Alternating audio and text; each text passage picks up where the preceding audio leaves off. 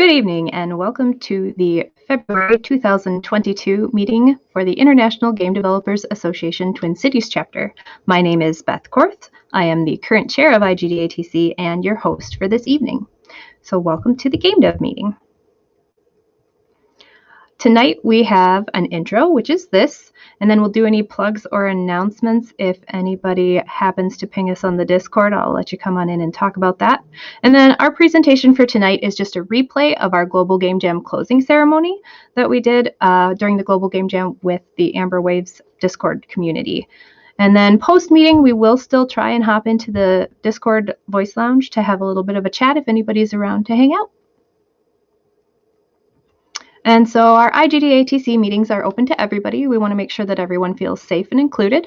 So there is our entire safe event policy on our website if you want to check that out. But basically, it's just be nice, be respectful. IGDA is run by an all-volunteer board. We can't do it alone, so if you want to help with any of our events, or if you have any ideas on how to improve our meetings or anything like that, if you want to serve on the board, you can contact us at igdatwincities@gmail.com. Our regular event schedule, we have 3 meetings a month on the 2nd, 3rd, and 4th Wednesday. You are at the 2nd Wednesday meeting, which is the Game Dev meeting. We have industry and community presentations, local and guest visitors. The 3rd Wednesday is our playtest. That's our prototype sessions and dev interviews. That's hosted by Lane, Dale, and Mark. And then the 4th Wednesday is our Minnesota VR and HCI, which is typically held in AltSpace VR and on YouTube. And I believe Zach is here to talk a little bit about this month's event.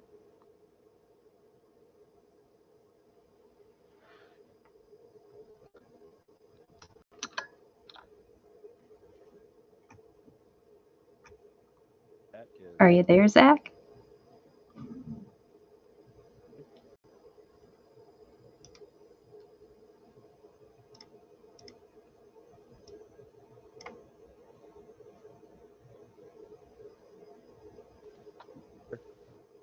Oh, I see him lighting up, but I don't hear you.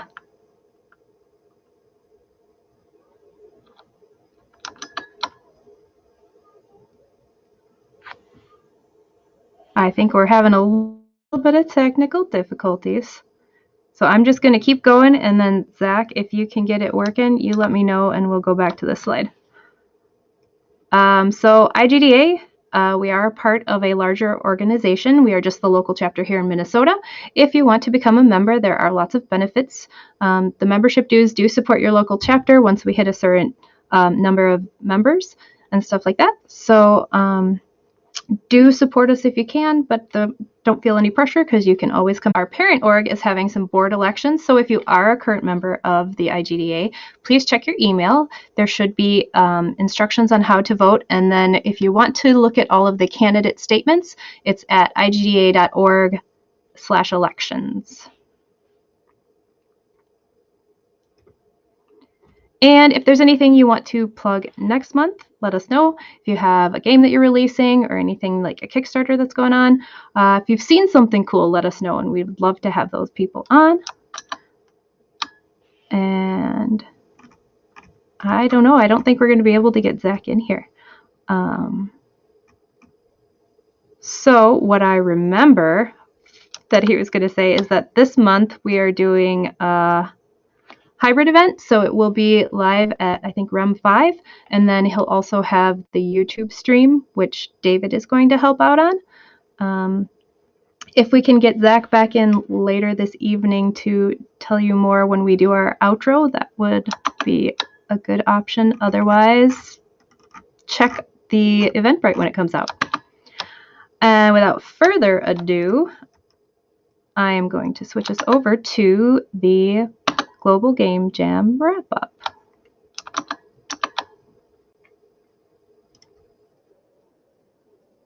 Oh, okay, some do.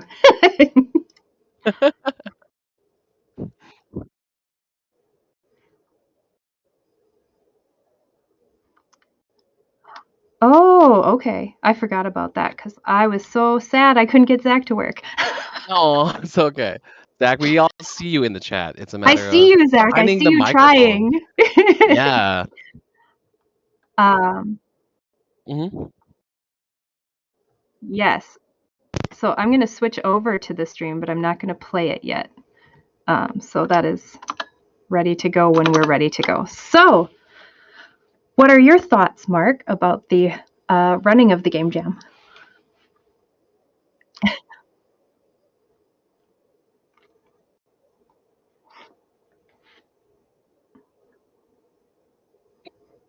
Yes.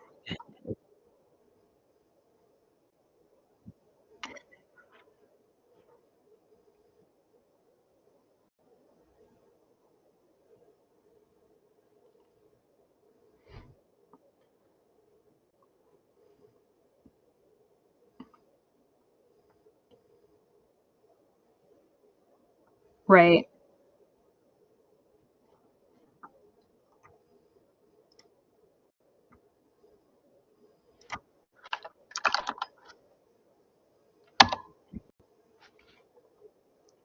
Oh, Mark, you're not coming through on the stream.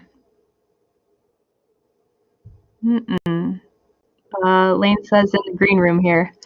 So I've been just nodding and smiling to nothing. Yeah. Okay, people. Hey, there's Zach. It's Zach. He came on his phone instead of the. Oh, great. Okay, Hey. then I All will. right. I'll let Zach take it to talk about the VR event, and then we'll pivot back to this. All right. Yeah, we'll go back to that. Great. Oh. So we're happy to be able to do a hybrid event for MNVR and HCI this month. We're going to be in person at REM 5, and the reason for that portion is they have kind of an art installation called Quantum Mirror, if you want to Google that. Otherwise, it will be in the Eventbrite coming out tomorrow. And you can just kind of picture a room completely covered in a bunch of odd-shaped mirrors at different angles and some video screens in there to project content into it. There's also a VR experience that was created for that installation, and Matt Foreman's going to be talking about the creation of that. And we're going to stream the whole talk and everything on YouTube as well for people that can't make it there. So, yeah, look for the invites tomorrow. Awesome. If you Google Quantum Mirror, the first Google hit is for the installation. The second, of course, is for Stargate, the TV show. Nice. All right. Now, Lane, I'm counting on you to ping in the Discord again. Is everybody being heard?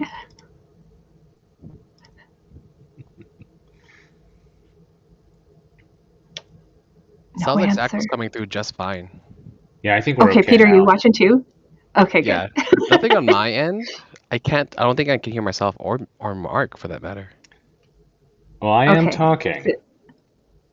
No, we're good. Yeah, we're good. All right, Lane says we're good. Okay. Yeah, this isn't the first time this has happened. So because I'm the one running the stream, I have to manage my audio independently of everybody else's audio.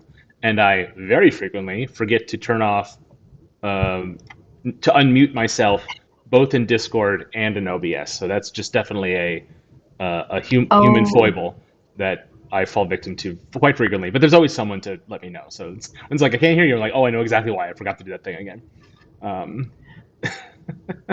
Okay, so now that we can hear you, yes.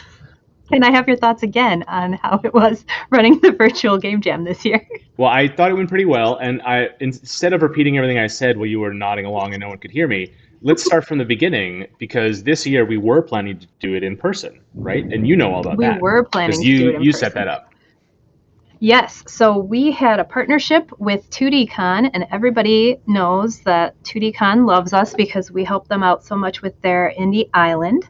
And so they are doing every year now, during the Global Game Jam weekend, they had planned an event to host us for our Global Game Jam site. And they call it 2DCon Unplugged. And it was held at the Great Wolf Lodge. Is that the right name for it? The one off of 494 or whatever. And they had set aside a room for us, but Shauna said that it's a good thing we couldn't make it because there wasn't actually room for us there. So it's good that we were kind of erring on the side of caution with the latest COVID variant and everything. And it seemed that the Global Game Jam community in general was kind of recommending to do virtual, or at least a virtual option. And who wants to do twice the work? So switching to a virtual only option with our partner Nick, who had already offered to do that portion for us, was like just made quite a bit of sense to me. And I'm glad y'all agreed, because I didn't want to have to do more to make it work. Because I mean, Nick's running those Amber Wave of Games jams for I think a couple of years now. Well, several years now, because he started, he said, before COVID. So he's got a lot more experience with that. And I mean, yeah, it just was nice to have someone else running the Discord, answering questions, doing that kind of stuff, so that I could make a game with David and Peter could make his game. And it was just kind of cool to have like a little bit of leniency or leeway to kind of not have so much pressure on. Like, I remember when I would go as like the running the Midwest Game Jam, I wouldn't sleep, I wouldn't do anything, I would just like stay there like try and make sure it worked. And even when we had our site at Zergo, I mean, I slept in the hotel, but like, and I made a game, but I was not calm at all. I didn't have any time to relax there. So this was a nice change of pace for me running an event. Yeah, and you described Nick was such an enormous help, because he had done this in this form before.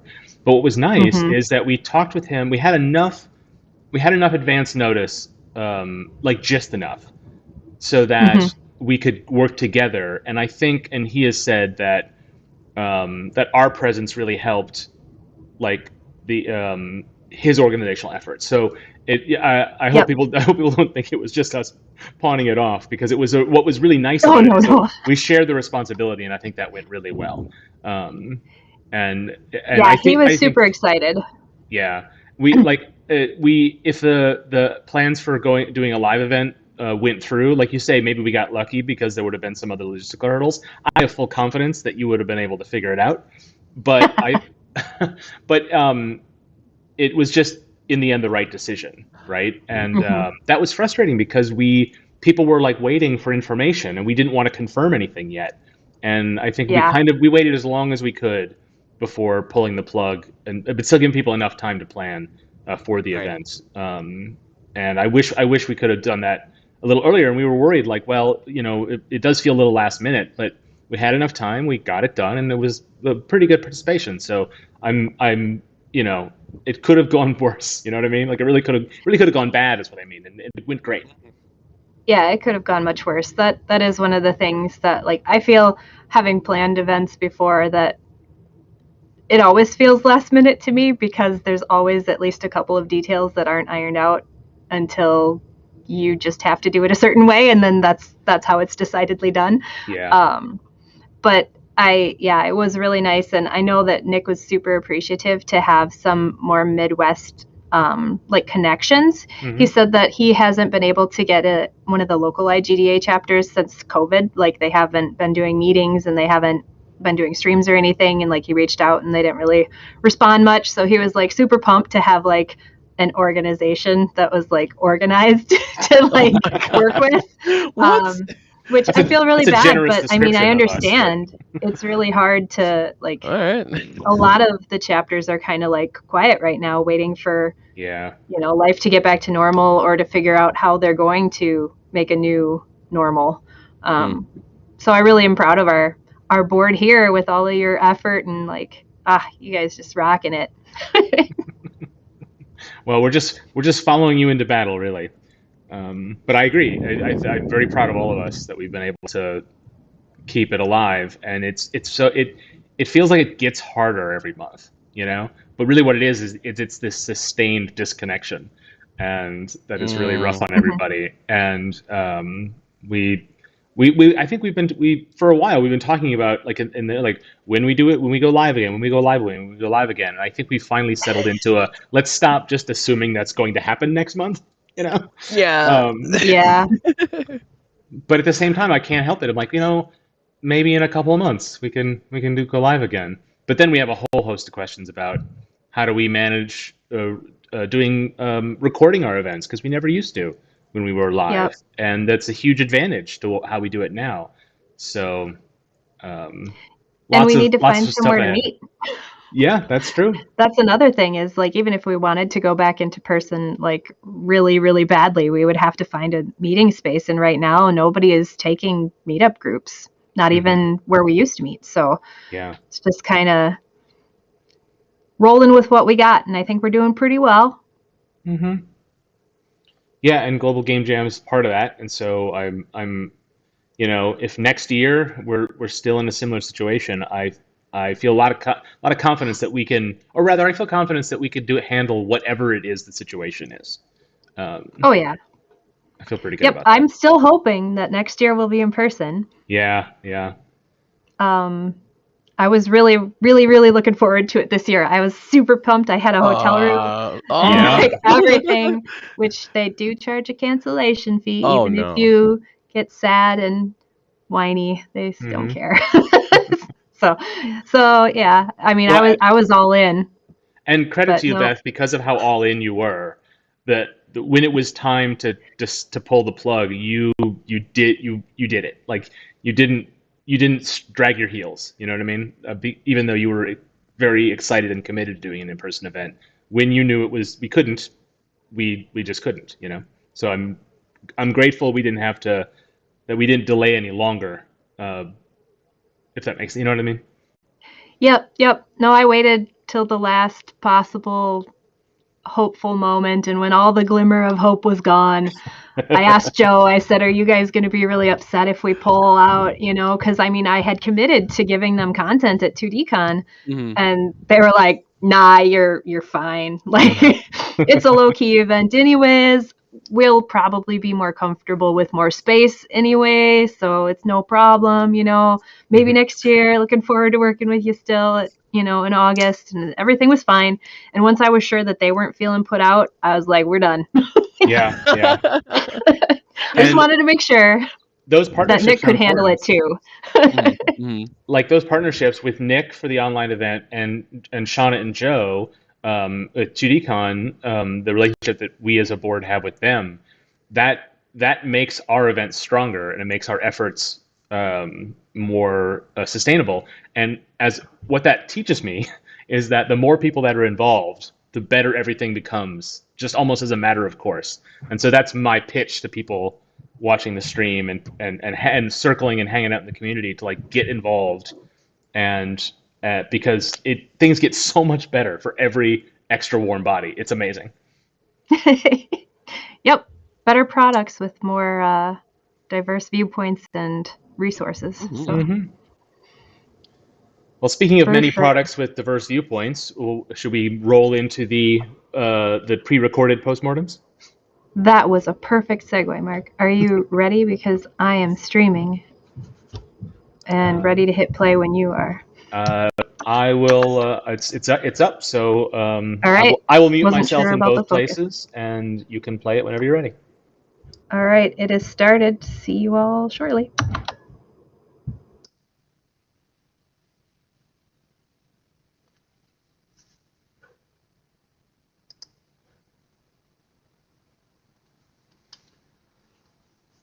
Well, it's 8:05, and we're live on the stream. So, Nick, if you want to get us started, anytime. All right. Okay, I see that it's live now. All right. Thank you, everybody, again for participating in the Global Game Jam here on the Amber Waves of Games Discord server. This is, I think, by far the best turnout that we've had. We've gotten pretty close to this, but if memory serves, most of those participants were not here by the end of that event. So this is pretty exciting for me, seeing it looks like 9 games here to look at. So I'm not going to talk much more than this. If the first team is ready to present, Carpoolers, go ahead and share your screen and unmute yourself. I'm going to call you by your team names because I don't remember who all is presenting for their teams. Yeah, thank you. Let me go ahead and share my screen for the game. So this is kind of our first, or most of us on the team's first kind of work with Unity. This game jam, we hadn't touched Unity too much beforehand, so we're excited to have at least done something with it and have kind of just a product at the end. I just meant, can we not have it? Doesn't. I don't care what thing we're on. I just want to be able to see. Oh, I'm so sorry. Can you see the game on the live stream? Yep. Yes, indeed. I can Okay. see the folder Okay, that it's so- in. Oh, can you see the folder? Yeah, I think you're sharing that window and not your monitor screen. Oh, you know what? Yeah, it's actually streamed the monitor. That's my bad. Let me try this again because I think they're named the same thing. I'll just there we go. This should be it. Yep, we see it. Can you see? Okay, sweet. So the premise that we came up for the game for Duality, and the theming for it is that we wanted to make a little platformer that whenever you jump on it, or on platforms, the first time around they're one color, but whenever you get to a certain point, they will flip colors, and whenever you try and go back that way, you cannot go that way. So you have to go and go back through the level a different way and get back to the beginning to get to the next level. And that's kind of how we took Duality, is kind of like with a kind of color scheming. It's like, oh, if we jump onto this one, it's perfectly fine to jump on. And then if we go back, this door is now open and we can go through it onto the next level. That was kind of our thoughts with it so far. So we don't have too much in the game. We have sound working on newest one, but it was already after the due date, so we don't have too much more. But we just made a couple of fun little levels to show off, and yeah, it was kind of fun working on it for kind of our first project in Unity. So, Well, let me ask you a couple questions. I think I'm gonna serve as MC for these presentations if no one minds. But what I really like is that as you progress to the switching point, you can already start guessing, like, how am I going to make my way back? And I think that's a real clever, like, narrative component. Like, outside of the mechanics, like it feels sort of like, you're a hobbit on an unexpected journey. Yeah, I think I that's like that a kind of the big thing we wanted for it. And like, if we were to polish the game more and continue with the game idea, then we would have like a bunch more to work off of. But unfortunately, this is all that we do have for the game. It's just these 3 short little levels. But we still enjoyed working on it and everything like that. Do you have any other questions for us? Yeah, it's a great proof of concept. Did you discuss, was there a mad dash to get it working, especially in an environment you weren't familiar with? Or did you have plans, or have maybe future plans for other, like how enemies might behave or level progression, any other component, even if it's just jotted down? We don't have anything quite like that right yet, because we were just kind of focusing on getting this just up and working for the game jam. But I actually really like this concept, and I would be really happy to continue polishing on it and make it into like an actual fledged game if our team were to continue working on it down the line. Which I can already think of a couple of like ideas. Like, for example, an enemy that only is active after you flip the switch. And ones that are only active before you flip the switch. Like, that comes off the top of my head for just like an enemy type. I could see midway through the game, you come across a level where it's really hard to get there, but then it's actually very easy to get back. There's lots of ways you could spin put spins on the concept, and just a really, really strong like premise that you can build out in a lot of ways. Very cool. Did anyone else have any more questions? I don't have any questions, but I do think that it is impressive for not having really worked in Unity to have a fully playable experience done within the 48 hours. Yeah, we had a bit of help from Nate on the team. He has a decent amount of Unity. He's made a few fully fledged games, but he kind of took the back pedal and only nudged us in the right directions and kind of fix anything that we were having trouble with. So we were nice to have him on the team to help with that. But for the most part, the other three of us took up most of the work on the project, and it was our first times working with Unity. So yeah, thank you. All right. You guys' camera is really solid for a first platformer. Did you end up doing? Did you use like a plugin for that, like Cinemachine, or did you get that all spun up in the one weekend? We just got that all spun up in the one weekend. We just have the camera attached to the player, and it just kind of moves around with it, and we've just centered it. On our first level, we couldn't decide whether or not we wanted it to the left, or like the player to the left of the actual camera or not. And actually, right before the submission, we lost our first level and had to use that level one. It was our test level, so you can kind of see some of the design at the beginning compared to some of the other levels. Oh, sure, nice. Yeah. All right, thank you. For our second team presenting, Team 1. Super original name, I know. Give me a second here, and I will pull up our project. So we did we also did a platformer. Ours is kind of also kind of a puzzle platformer, but with kind of a different idea. So just a moment to find my executable on my computer, and I will screen share it.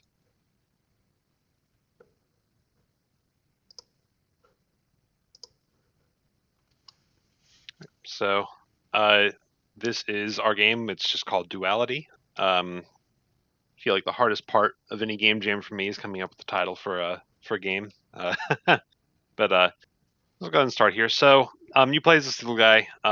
Basically, every stage is mirrored on the top and the bottom of the screen, and your goal is to get your character into the kind of vortex at the very end.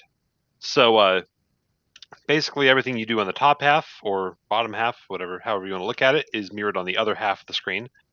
The twist is sometimes the levels are not perfectly, or most of the time the levels are not perfectly mirrored on the top and bottom half of the screen. And so if you get your characters out of sync, this timer pops up in the center, and you have until that timer fills up the whole like horizontal length of the screen to basically get your characters back in sync, is kind of the phrasing we used in development. So if you don't get them back in sync before that timer expires, basically, then you lose, you get kicked back to the menu, and you have to start over again. So going to the next stage. So we've got a total of 6 levels, I think. And that's kind of the core gameplay. If anyone has any questions there, I'll just kind of continue going through this level. You know, it's interesting. I've seen games with a similar premise, except that sync out of sync feature feels unique to me, and it really puts it lets the pace of the levels be a little slower. You don't have to worry about precision platforming because there's a danger, when the timer comes in, suddenly you're in a panic mode, and you, the player, are in control of when that happens. So that's really cool. It makes it kind of a thinky puzzle game, but not totally bereft of action. You know. Mm-hmm. Mm-hmm. I like that a lot.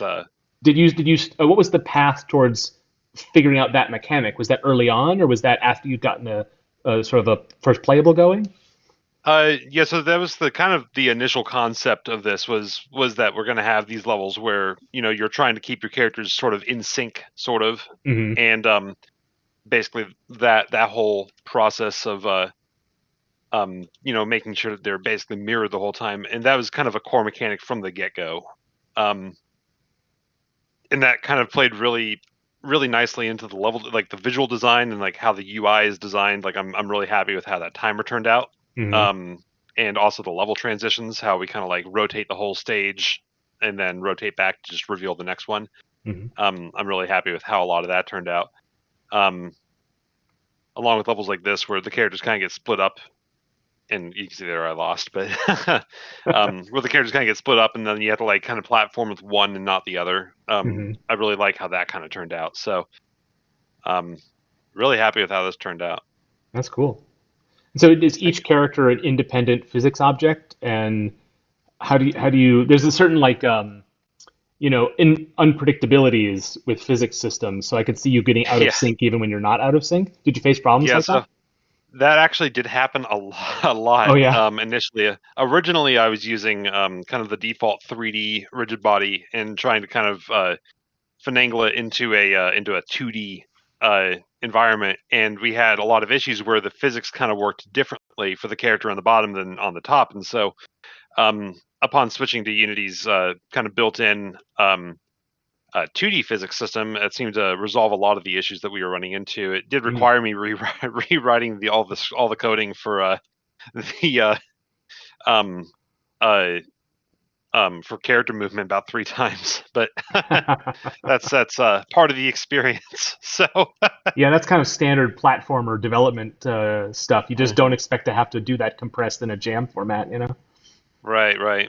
And I feel like every time I do a platformer game, especially for like a game jam, I feel like I'm always kind of reteaching myself how to do platformer controls. Yeah. It's all part of the fun, though. Honestly, I feel like this jam did go really smoothly for me, especially compared to a lot of previous jams. I feel like usually I'm like going to like the last second, but this one I feel went really, really smoothly. So I'm really happy with how the project turned out. Cool. Well done. Thank you. I really appreciate that games of this kind of lock themselves into the symmetry being a limitation of the player's movement, and you kind of subverted it in making it the player's responsibility. Yeah, making sure that the physics were consistent between both halves of the screen was really important for that. Just to have that consistency there, so it never felt like, oh, I jumped on this box and for some reason it's not behaving the same way it does on the other side. That was something that I felt was really important to avoid from happening. Because whenever you're playing a game and there's a mechanic that just suddenly isn't consistent with other mechanics, it's always very, very frustrating. So there are some instances in this where sometimes the collision detection for a player character will get stuck in a box and then like they don't move along with the other player. It doesn't happen often, but it was infrequent enough to where it wasn't really a huge issue. So thank you. All right, up next is Viper Shark. Go Team Viper Shark! All right, let me see this. I got my resolution, frame rate. Do I need to do anything in order to get my audio from this to come through as well? Because we got music, we got sounds. I believe you have to share your screen, not the game window itself. The whole screen. Right. Okay. But it might be the opposite of that. I don't remember. Yes, I think it's the opposite of that. I think in Discord, if you share the whole screen, it doesn't actually share any sound. Oh, okay. Then I will share just the window. All right, so this is Limbo Gumbo. You are trapped in limbo, cursed forever to serve your gumbo. Sound coming through? Yep. Yes, I can hear that. All right, cool. So we've got 5 levels here, and this is a cooking game. You come in here, and if I full screen, does it show the whole game still? Yep. Yes. All right, perfect. All right, so we got our intro here, and every time you, this skeleton in the back, are faced with a lost soul looking for food, you get their order, and that shows up down here in the left. Each soul wants a different amount of heavenly or hellish delight, and so you need to build your gumbo here in the middle to serve up each of these orders. Now, you can also kind of build out the gumbo, and when you've queued up multiple orders, you can figure out how to serve multiple ghosts with the same gumbo. So this person wants 1 heavenly taste, 2 heavenly, and 3 heavenly. So over here from our ingredients list, I can go into the 1 column, add a golden egg to make this a 1 heavenly delight. We can see the little meter down in the center there. I can serve that up. And then I can add a second egg to make it 2. Serve the second. Add a third egg. And serve up all these people who wanted heavenly. Now we've got a 2 hellish that we need.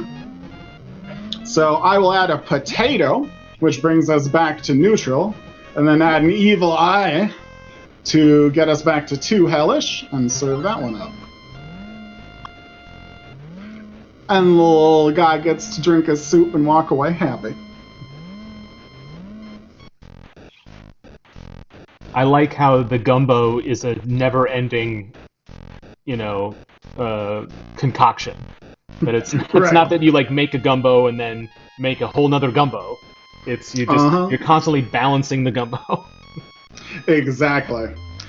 But now we're going to get a little bit more complicated. Rather than just heavenly and hellish, then we're also going to say people like or dislike certain foods. So this person requires 3 heavenly, but they also want noodles. And noodles is a neutral ingredient, so it's going to pull it down. So if I make ourselves 3 heavenly and add those noodles, we're going to go back to 2. So I got to add an extra golden egg to knock that back up to 3 heavenly and feed them. Now this person wants heavenly, but they want some bat wings in it, so we'll throw in a bat wing, add another golden egg.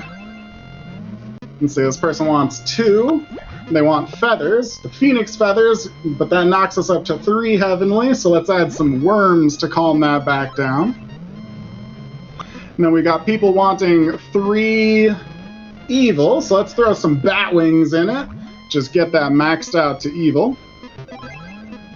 Serve both of those. Now, unfortunately, these 2 people want evil, but they don't want noodles or phoenix feathers, which we've already added in. So you can click the lever here to dump your gumbo, start out with a new fresh broth, and build it out to suit their tastes instead. So we'll throw some evil eye in there. We gotta wait for it to bubble now, because no one likes cold gumbo. And then you can serve that up. Throw some extra worms to get it up to 3, and get them all good.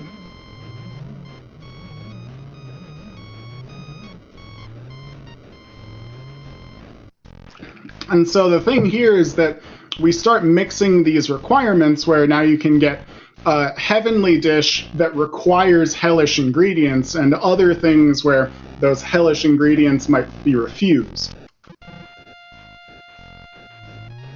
And then in level 3, we start doing flavor count, where Ghost is going to get really specific and say, I don't want more than 2 flavors in here. And so both of these want one heavenly flavor with 2 max ingredients.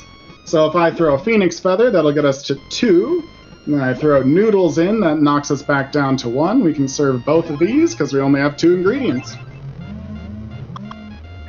Now this one wants a minimum of 3 ingredients, so we can throw that in. And same with the bat wings here. And then we want a true neutral stew. Get that served up. And unfortunately, now this person wants 3 heavenly flavors, but only a maximum of 2 flavors in it. So we gotta dump our stuff. Wait for that to boil again. So you don't want to dump between every single order that you go with. You want to kind of feed as many people off of one pot of gumbo as you can, because we've got this timer up in the top, and if you dump it too many times, you lose 10 seconds every time you dump your gumbo. And so now if we want 3 heavenly, we can just get that going right away. We'll throw a couple bat wings in to get us all the way back to hellish, and serve it up.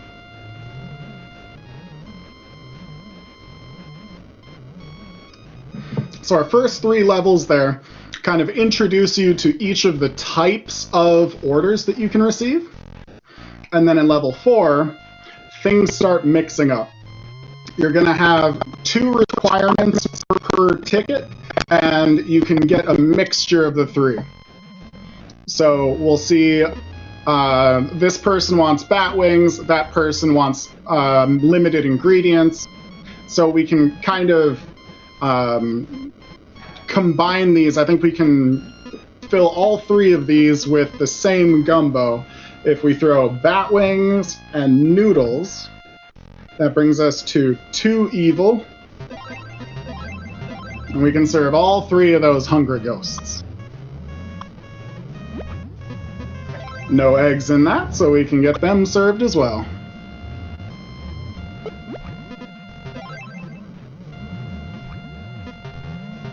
I think the genius thing here is the fact that you can you get these 4 orders on screen at once, and you can kind of puzzle out what the best order in which to serve them is. That's really clever. Yep. Yeah, and so like here, this one actually wants a neutral soup. We just dumped our soup, so we've already got that ready to go. They just want the broth. They're boring. But it's that whole, like you said, it's puzzling out exactly the order you want it to go in. How was getting the balance of that? Because you obviously have some randomization here. Did you have to do a lot of testing, or did you just kind of like set a couple of random seeds and like it seemed okay? And how do you balance that with how much time you give the player to complete the orders? Or was it just a lot of haphazard? I'm just imagining because it's a jam, it's a throw it together. Yeah. So we started out with basically hard mode, where everything was 3 requirements, and then we were actually running into a lot of issues where it was impossible to fulfill orders. When things were 100% random, then they ended up being, we would have 1 ingredient maximum with a specific score you had to reach, but the only ingredient that could get you to that score was the one that they said they refused to have. Ah. And so we ended up with, that was a big problem on our side. And so what we ended up doing was, that's kind of why we had level 1, 2, 3, was that we could build out those pieces, and then we just constantly spawn in the orders at 1 every 5 seconds for you. And really what it ended up being was, the way I balanced it was I played it and I timed myself for how fast I could beat levels 1, 2, and 3, and then I assumed that a new player could complete half as much. And that's just how I counted up the orders for levels 1, 2, and 3. And how did you solve the sort of impossible orders? Did you have to like have a bunch of conditionals for specific things, or did you have a more bespoke system for it? Yeah, it was mostly conditionals for figuring out the edge cases. So if you had a 1 ingredient, that's a really strong minimum condition, or a really strong maximum condition. Like the only way to accomplish this ticket right here, because you can only have 1 ingredient, is to use eyeballs. Right. And so basically I said, if you ever get a single maximum, you can't have an ingredient condition. I just check for the really hard edge cases, and I make sure that we can't go beyond those, is how I handle it. Right. So not mapping out every single edge case, but categories of edge cases. Right, yep. That's cool. And then, we need... I think we're failing on this one. So, I guess we're not going to be Employee of the Month here, but... So then here we've got, standard game over. You can replay the level, or you can quit out. I really like that. Well, I didn't actually like it at first, that you couldn't see the ingredients that you've already put into the gumbo, but after watching you from level to level, I do like the kind of memory strengthening aspect of being forced to know what you've already put in it. Yeah, and that was sort of a balance decision as well, where at first we were thinking that you could only use each ingredient once, and then it would be really easy because like those ingredients would be knocked out, and then you would reset your gumbo whenever you needed to remove an ingredient, and like the ingredients could disappear off of your board, and that we had this idea of like managing the resources being more of the point of the game. But when we got into it, looking at the orders and planning out how you were going to fulfill all of them ended up being a little bit more entertaining, I think. Where instead of, like for level 1, it was for teaching a new player, having them need to balance the heavenly versus hellish dish, and then also teaching them when to reset the gumbo ended up being a little bit difficult to take in all at once and to try to teach all at once. Mm-hmm. And so what we ended up doing was that level 1, you can complete level 1 by just throwing more shit in the pot. Like you and you commented on that, was that, you know, oh, I see, it's just one big pot of gumbo and you just keep building it to be what you need. Mm-hmm. And I think that concept really really lands with people well, rather than the throw away your pot of soup and start again. Yeah. And then when you later introduce the thing where you have to dump it, it's kind of it's a delightful extra mechanic rather than it being introduced. I got excited watching him dump out his gumbo. Yeah. Yeah. What's interesting is, you know, a lot of times these things, like different, you know, games have many pieces, they all come together, and some influence each other. But in the jam environment, you don't always have time to have things influence. And one of the things I was thinking is, when you're playing the game and the gumbo, like all the different things, it might benefit from a lot of color, but you chose a limited palette, so that influenced the gameplay in a way that you couldn't lean on that as an indicator, and that like refined your gameplay a little bit, which is interesting. It did. It made our ingredients simplify a lot, actually. Mm-hmm. So we had originally talked about, with the duality being the theme, this was going to be a heavenly versus hellish thing where you saw the ghosts and you had to like guess whether you needed to send them to hell or heaven with your dish, instead of just being the cook. And then there was a lot of the like, okay, how do we show it? How do we get it so it's easily readable? And then how do we match the ingredients against that? Do all of the heavenly ingredients have to be golden or rainbow or something like that? Mm-hmm. And we realized when we went over to the Game Boy aesthetic and everything was just shades of green, it was a lot more down to earth, and it was a lot more just find what the soul needs and give it to them. Yeah, yeah. And that also changed the tone of the game at that point. Mm-hmm. Was that it went from being this game that was actually kind of serious and kind of like you're making an important decision for them, and instead just like you're meeting a lost soul, give them what they need. We can play happy music and you can do good. Right. No judgment. Right, exactly. It's not that kind of afterlife. Yeah. And I guess for a little bit of information about the team, I did most of the programming here.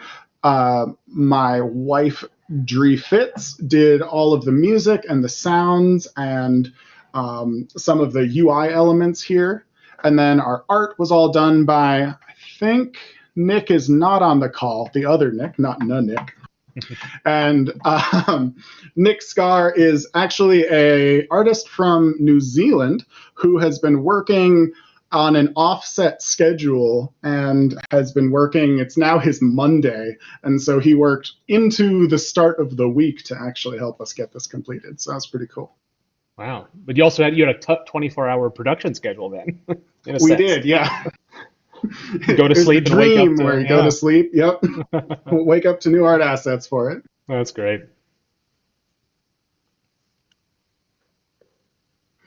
Yeah, and that is Limbo Gumbo.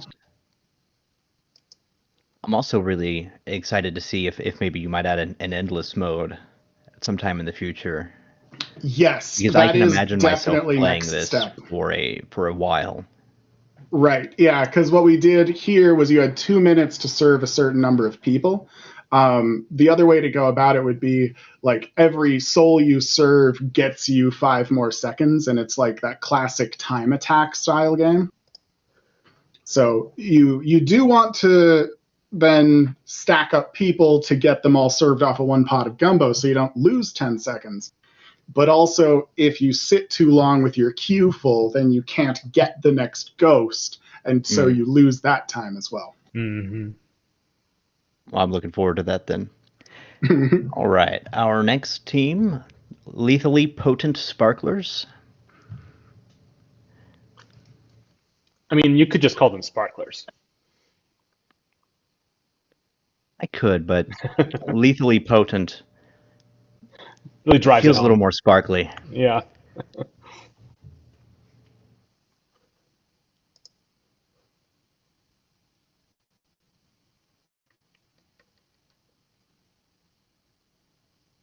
I think I crashed for a second there. How do we look? Looks okay. I I can see can hear and see you. your Unity game All right, window. we are going to be doing this in Unity Editor to deal with some bugs that we had in our builds. So I guess I'll just get started with it.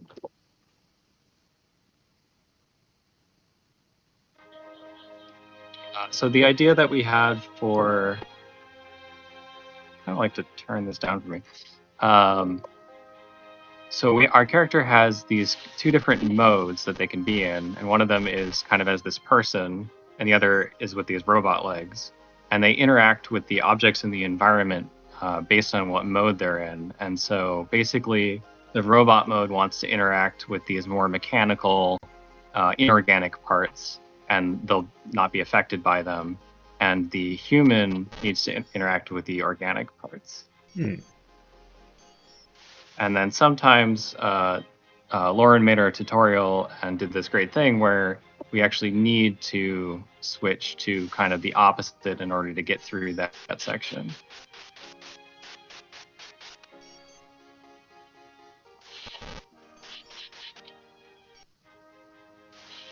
So here we have our plot introduced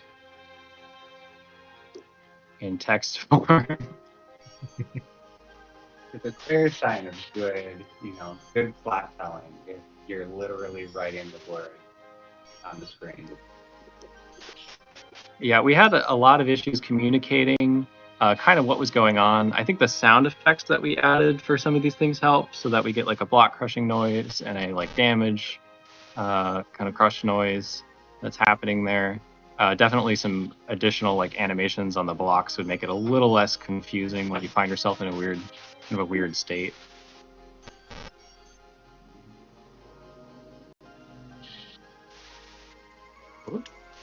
So tell me about your level design process, because I think like the potential for this mechanic is so grand that I would have a hard time knowing where to get started. Yeah, so we basically made all the blocks we're using Unity's 2D tile map system, which it was actually a lot harder to work with than I thought it would be in terms of giving the individual blocks identities. I didn't use their like custom file. I think it's called the scriptable tile. And I think that's kind of how you're supposed to add logic to them. And I, on Friday night, just didn't want to watch a tutorial on that. And I just made it so that every block is on its own layer, and they all share some logic. And you might have noticed that the like Rust blocks kind of were all getting removed simultaneously, and that's because they all share a single collapsing block component. So that was like a little bit jankier and less intuitive than I thought it would be. But working with painting the blocks was really satisfying because we just had these, and actually that was how some of the levels got made. Was just we had the level design tools, and somebody just like looked at them and they were like, "What can I make with these obstacles? What's a good order for them?" Yeah, so that iterative process probably went a lot faster too. You could build something, test it, build something, test it. Yeah, I normally wouldn't think that an iterative approach would be good for a game jam. I would really just want to have my whole vision and just get it out as quickly as possible. Yeah. And this really helped in terms of not knowing where we were going to go, that we could make some changes. That was actually one of the key parts of the level design, because Lauren showed up, like McElhatton and myself are here on site together. And we kind of started out building the blocks and like, okay, this one dissolves if you get on it as when you're a human, and this one dissolves if you're a robot. And we were able to pass off kind of the level design to Lauren and she like worked with those tools in a way that was much cooler. Like this scene right here where you see rust blocks which dissolve if you're the robot directly over things that'll damage you. That was a cool aspect that didn't occur to us. It occurred to Lauren, who didn't build or define the blocks in particular, but knew exactly what to do with them, whereas we didn't. Yeah, I have on projects built level editing tools, and you quickly get surprised by what people come up with them, and you think like, oh, I'm constraining the design space here. So, but actually you're really blowing it up because you're giving people a definition to work with, and then they can find all the corners of the space you've provided. Yeah, I think that's exactly what happened here with this the section where you need to switch modes to get through the level. I really never thought that would be the way that you would interact with kind of the two different natures. I thought that it would be entirely negative to be in the wrong mode. Yeah, so that really adds a lot more texture, I think, to the game. Yeah, it's a good 1-1 thing. It teaches the player, like first obstacle, you're taught to fear and avoid the wrong mode, but then to progress through the very first level, you need to learn, there's actually more to it than that. And I think that's very clever doling out of the mechanics to the player. I really appreciate that in relation to the character's design. When you're using your robot legs, you're being held up off of the ground at the exact height of the acid pits or the yellow pits, and that kind of tells the player that it might be safer to stand there with those legs. That's just really well done for a, like Mark said, the level 1-1 kind of design. Yeah, that was pretty much an accident. It's like not perfect, but it definitely felt like it needed to be the acid pools needed to be lower than the standard block size, and the robot version is about 2 blocks tall, so it worked out. Originally, when we were kind of like throwing around ideas and we weren't sure how the duality was going to come into play, we were like, okay, what about the robot comes out? It kind of started with like, if anybody's seen Spider-Man, there's like the Dr. Octopus guy. I'm not sure if that's his real name. That was my first thought, was Doc Ock. Yeah, that's what we came up with. And then we were like, oh, it's going to be busy on the screen. What about 2 octopus arms? That's like a dualitopus, right? Which is great. Additionally, we kind of thought, like, what if he swung back and forth almost constantly?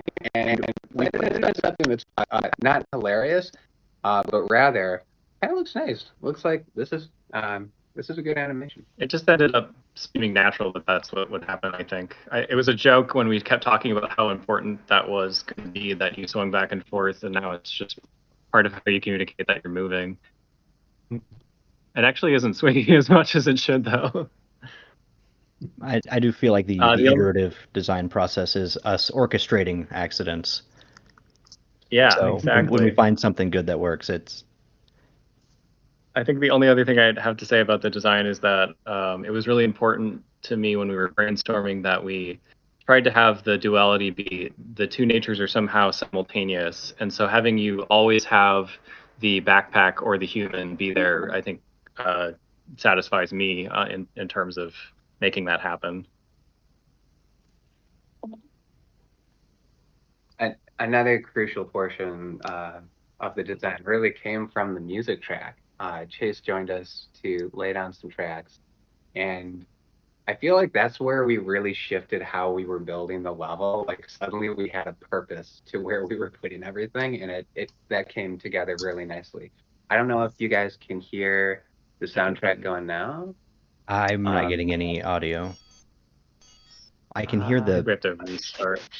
I can hear the sound effects, but not the music. All right, let's play it, because I'm not sure if anybody, I hope there's some Nintendo 64 junkies in the audience, but like there's this there's this level in Nintendo 64 where you've got this water and you're like hearing this happy, jolly music and it's upbeat and cool. And then you submerge yourself because there's water here. You go under the water, Mario 64, yes. and suddenly you hear like different resonance and like it's just an enchanting thing, and yet it's the same thing. And that's what we requested of Chase, was like, can you bring us the duality in the music? And so if we change forms, you get kind of a more digital variant of the music, as though you're submerging into AI or something. That's great. It really kind of I like that. It really sells the mode switch. You know, the player kind of has a different. It's like I'm waltzing versus I'm creeping. You know, as you play. Yeah. I think for the concept, that's pretty much the whole thing there. In terms of technical stuff, I use the Unity's more recent 2D skeletal animation for the character, and that was really hard to learn, like, on the fly. And so I actually ended up putting in this 3D model for the robot, like, because I knew I could do that more quickly for that other aspect. Mm-hmm. So that, and then learning the tile maps at the same time, I'm glad we did that. I think that's all that I have. Yeah. I don't know if anyone recognizes the stack. So I'm new to Unity. I do develop software engineering for like corporations or what have you, but I don't do the graphical stuff.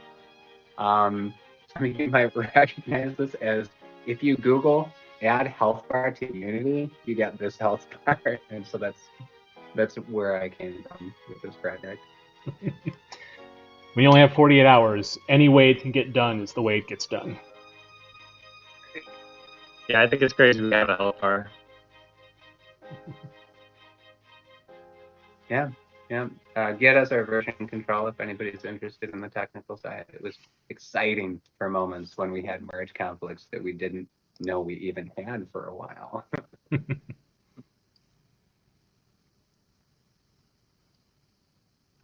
right, thank you. Thank you. I'm excited to see if you continue with this. I really like the character swapping mechanic. Wow, thanks. Our next team, if I can find my list, is I Talk with My Fists. Oh boy. Boy howdy. Do we talk with our fists? We're very good at it. Are you all ready in the audience there? Yes. Ooh, we're pumped. That's a lot to expect from us, I think. Can we really be ready for what you've got for us? We'll find out. I have to basically share my screen as soon as the game starts, because there is a timer on the game and we don't have any menus. So let's go ahead, share applications, go live, and everyone can see the music, see the game, hopefully hear the music as I'm playing it right now. But welcome to I Talk with My Fists. In the game of life, everything you do has a consequence, right? So we wanted to simulate that here in I Talk with My Fists, in that your actions speak louder than your words. So you see this little adorable bee? The world is ending and everyone's in a panic and in a frenzy. So you only have 3 minutes to get to a little shelter located at the top of the mountain behind the ruins. So you're basically running around collecting resources, which is going to be kind of like personality points, as you see on the top left. So as I grab this blue mushroom, I'm going to rank myself as a little bit more of an exploratory person. And if I kill a little bee, it makes me a little bit more of a violent person. I thought you were collecting them. Yes, we're collecting the bees. That's exactly what we're talking about here. But you'll set people in the little town village. So if you help people, collect some little equipments, you'll gain additional power-ups. Faster movement. You help them out, and if you're first time playing this game, these people will tell you, "Oh, would you get some acorns, get some mushrooms for us?" So on and so forth. But now that I have some additional powers, I can traverse the area a little bit faster, Oh my god! Ah! The bees are after me. Anywho. So this Yes, is a so full-on everything- Metroidvania then. Yes. Ah! I'm gonna get you, bee. Revenge. Anywho. But yeah, in a full Metroidvania style, as you get more power-ups, you become faster to traverse, and there are, in idea, what is this? Oh, I'm looking for several endings available for players to unlock based on how maxed out their personality is on the top right. So on the top left, I should say. So you see, you have all these little attribute bars, and I'm very explorative, and I'm very much an achiever with very little violence on my meter there. So as you see, as I interact with the world, picking up these little acorns makes me a little bit more of an explorer, and like, and on top of that, it also affects my other stats too. So if I were to attack things more frequently and become more violent, I will actually deal more damage to enemies as well. So, but imagine this little platforming segment that we're going here. I have to thank our amazing artist, Aaron, for making these wonderful assets. I would also like to thank our wonderful lead developers, Lane and Shanti, who have taught me and Patrick how to use Unity for our first time ever. And then Patrick is also the composer, which, as you can hear the music changing tunes, also based on which personality type you're most expressing on the top left. And as I'm running around here, this is a little bit easy for me to traverse because I have gone through, helped the townspeople, and got into the power-ups. But imagine trying to traverse this area without being able to dash very far or being able to double jump. And then as you see the timer runs out, we have our little wonderful guardian atop here. And of course, you can approach this challenge in multiple ways. You can, of course, just attack the guardian, and it takes a little bit of a while to deal damage. Ah! He's after me! Anywho, but if you attack him, he gets mad, of course. And of course, he has quite a bit of health. So if you actually want to beat him up, then you're going to have to dedicate yourself to being a little more violent. On top of that, but besides that, you can approach this puzzle however you like, in that if you have gained a double jump ability, you can actually just hop over him. So there is a non-violent solution to getting to this door. And of course, there's multiple endings to happen as well. Genocide run, that's exactly right, Taro. But I'm gonna let the timer run out, because there's, of course, inaction is also a choice in life as well. So I'm going to go ahead and let the game run out and fade to black as I will take your questions now. What's gonna happen? Wait.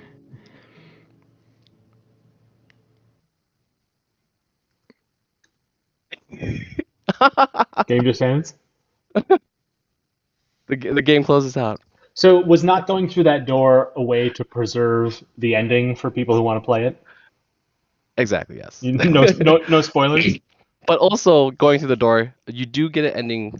We only currently have 2 endings implemented right now, but ideally, there is an ending for each maxed out personality, so on and so forth. Cool. Yeah, so, right. I agree. Peter, I want to ask you specifically because I was watching you on Friday night start putting together the level design stuff and getting familiar with those tools. Talk about that process of like not ever using Unity to be, doing all this layout and. Yeah, it's very outrageous, I will say, in that on Friday night we were talking. We had our initial idea for this game. Wow, is that we wanted to make it so that you were able to talk and create dialogue with the world without any like dialogue boxes. So you don't actually have to like say yes or no to an objective, or you don't have to say that I'd rather not be a violent person. You just do the thing. Yeah. And so we had oh my god, this bee, I have to kill this bee. It's just promising. But it's basically just saying that that was the premise. And as we walked into the game itself, it became very apparent that like that's a very big scope to have to get through in Game Jam. Yeah. So we had to cut things back and forth and scale it down. And so we wound up basically dividing the work that Patrick and I can work on level design, because we don't actually know how to code and script or anything like that. So then we relied on Lane and Shanti to work on this coding and scripting. So everything that you see in terms of the animation, like the bees having a patrol, Lane was responsible for the HUD up in the top left. It's phenomenal. And the fact that whenever you interact with something, it just changes accordingly. And like you see the little thrust up, it pumps it. Oh, it's fantastic. Yeah. All that if it's got juice, Lane's behind it. Exactly. Really. So let me ask you then about how you play. You can play it in different ways. So let's say you choose the all violence route and you don't get any of the special powers, and you're just stuck with a limited move set, but with a taste for blood. How much harder is it to reach the top of the level? And how much did you have to design around perhaps a set of controls that maybe were in the process of being made? That is correct. We actually took the time to like revisit everything, be like, okay, do we actually want the player to be able to get to the top without any power-ups? And the answer was yes, because we did want there to be a viability for all the routes, if you will. Mm-hmm. So if becoming more violent, so I have the double jump now, and I can't take the time to attack these little dudes, which are just little mini guardians. Oh my god! But yeah, so Patrick did take the time to create the runes in a way where you can actually climb up all the way to the top using just the single hop and your basic dash. Mm-hmm. So it is possible to get that, and we did want that to be an actual ending. So yes, we did have to go through and account for all the different possibilities. Mm-hmm. So whose choice was it to give you the dash from the very beginning? It was like a really good team discussion. Yeah? Yeah, because we wanted to make sure like we were initially going to put an attack in, Mm-hmm. and it just made sense that since mobility is a big thing of this game, because time is basically your negative factor. So that we kind of mixed the two, saying that if we want to keep mobility key in the game, and we wanted to make it so that players could still choose violence if they chose violence, is to just mix the two. So from that get-go, we said, okay, so we have to keep it in right away. Right. So if you gave very limited to no additional moves, then the player would not be encouraged to choose any other path but to go for power-ups, because it would be too hard, right? Yeah, that's interesting. Yep. But yeah, I'm still down for more questions if you got it. Beyond that, oh, go ahead, sorry. Do you plan on including an additional ending for inactivity, just letting the time run out? Because I do appreciate the idea that games can accept not making a choice as its own choice. Yes. So I would say we kind of have that right now, but it is I do agree that in what is it? Inactivity being a choice is a fun choice itself. I'm just gonna hop. Oh my god, no! We're not gonna make it. Okay. But yes, I would say we definitely plan, like even in the later versions, between each 4 social aspect or each 4 of the personality traits, that is also a personality trait of like just being passive, if you will. Mm-hmm. Now, what's interesting about that is that you want to make sure you differentiate player intent with mechanical expression. So if a player doesn't reach the door in time, as you didn't just there, is that because they were too slow and didn't make it as much as they tried, or because they chose not to? And so you have to work around that and make sure that the ending you're giving the player feels correct to the player's behavior, or could be surprising to the player, but when they look back on it, they realize, oh yes, I did play that way. It's a tricky thing to balance. It's a bigger scope for a game jam than maybe you even realized. Very cool. Oh, very much so. You guys took it on. That would be a very difficult design problem, given that you're trying to give the player the ability to express themselves without dialogue, so you can't ask them what they intended. Yeah, it is very tricky, and you spelled best. Sorry, I'm enjoying the questions in chat, but yeah, it was definitely a much bigger task that I would say this is kind of like a quick test to what I was looking to do for a bigger game down the road. And in terms of setting a premise, I think this is pretty fun. I'd like everyone's opinion at some point to give it a run, tell me and then tell me if it was engaging for what you wanted to do. In terms of just what a platformer could be. But yeah, a lot of times people think a deep storytelling game, they're like a visual novel or a JRPG, if you will, which has a lot more action or a lot more like downtime. And I'd rather have it that it'd be an action platformer where there's constantly things for you to do, and you're not bogged down by any type of dialogue box. So I look forward to playing this one.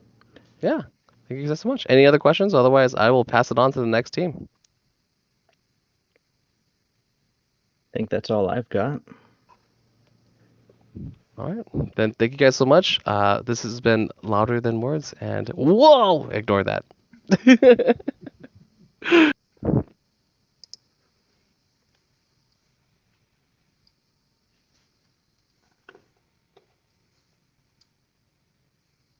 All right, up next, we have Sudden Buckaroo.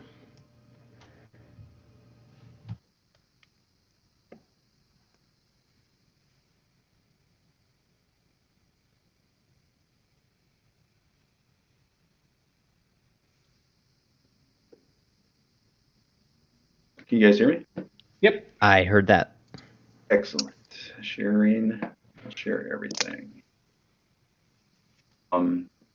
Attempt to share. No, I won't attempt to share audio. Wasn't working when we tested it earlier. So, what's actually happening here behind the scenes is there's a guy wearing a Quest, Oculus Quest VR headset, and then some earbuds tethering him to his PC. So I'm a flesh conduit between the virtual and real worlds. Just kind of relay to people in there. Here is a view of what I'm seeing. Oops. Everyone should appreciate the extra steps that Zach has to go through to show off this game. It's like half the battle of developing is like all the stuff around it when you're working with this kind of tech. So I'll probably do it from this tab then. See a live view? Mm-hmm. Yes. Okay, great. Make that a little bigger. Looks good. So my teammates are somewhere in this world. You guys. Ryan. Matt has. You guys hear Ryan? Very quietly. They said you're super quiet. That's weird. Oh, you know what it is. So I've actually got a microphone for my earbuds, and the PC are kind of close to the speakers on my Oculus. That's how it's coming through. Matt was here, and he just vanished. That's the thing that happens in the metaverse.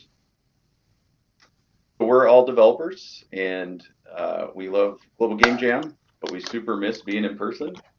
So in order not to recreate our day jobs of git commits and looking at each other, we tried to use VR to recreate a little bit of the social person sharing a space kind of feel. Last year we used an engine called Rec Room. Matt just phased in. Hey, Matt. And used an engine called Rec Room, and we hedged our bets because Rec Room has VR clients as well as PC, B client, Xbox, and PlayStation, and everything else under the sun. What we found, though, was about 90% of our work, 80 to 90%, was better in VR. And the only thing that was better 2D is just typing, essentially. Positioning objects, if you have a snapping grid and this kind of stuff, is great. Coming from knowing Unity well, of course, you get handed a weird scripting system that frustrates you at every turn. And that's just sort of expected, but you have high highs and low lows. So we are learning everything from scratch. We've never been in Horizon before. We took a couple hours to look at it when it debuted a year ago and then ignored it for an entire year. And it's a 3D social space where you kind of create and play at the same time, which leads to a lot of the fun and entertainment. So you kind of see as I'm looking around here, a very low polygon kind of look with some ambient occlusion stuff. And none of us are artists, we're all coders. So this is actually okay. It definitely, you can tell good designs versus bad designs, but you can't a lot of detail that we aren't able to create. And you saw a lot of the pictures this week centering on kind of these weird cabins and some physics stuff. Going into a brand new space, we just kind of play with everything the first night and try to find the fun and find the mechanics that we can accomplish in a short amount of time. The thing that we really liked was physics, and knowing that network physics is a terrible idea, we did it anyway. So we'll demo that for you if one of you guys wants to grab this giant hammer over here. I do appreciate the call. Maybe like, we'll just get started. So someone just grab the giant hammer. Yeah. When you're creating your first assets, you don't worry too much about size and shape and anything else. And it's just the ridiculousness of it when you're in the 3D space and it flies towards your eyes and you feel like you want to duck. It's hard to convey. But there's, of course, example scenes. We check those out. We really, and there's beautiful worlds with really highly functional bees and darts and all this kind of stuff. Here, I'll reset your cabin for you.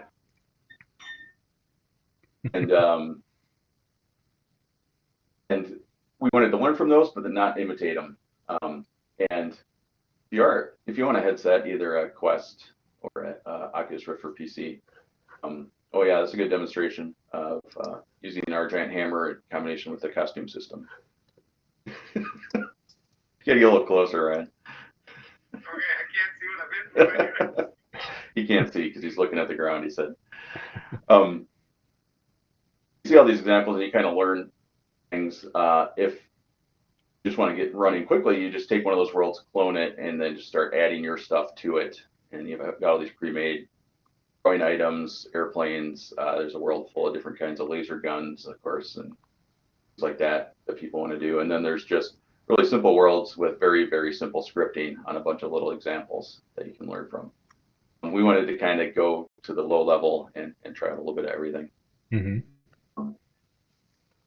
How much can you do in an environment like that, and how much of it is portable in the sense that you could take it outside the platform or make use of it outside the platform? Outside of the Oculus Horizon servers? I mean, just in terms of, is it like a like Dreams or Mario Maker in the sense that it living there is a big part of its appeal, or is it can it be something that can travel?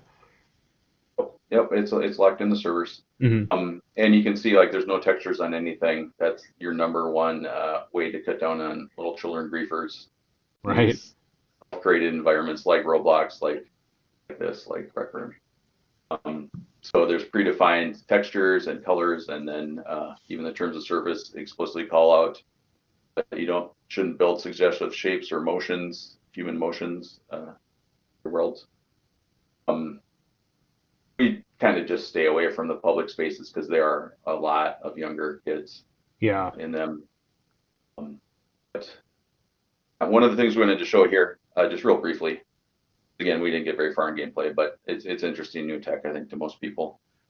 So I'm in what we call playback mode, like I'm actually playing the game. Ryan got really large there for a second because he went into editor mode. It's just a flick of my joystick, and I can see trigger volumes, scripting blocks, various gizmos. So something like resetting the world is this extremely simple script. Pretty wrong. What am I looking at? Yeah, that's right. I don't know. Work on that later. Just living on a different block. It's not inside that one.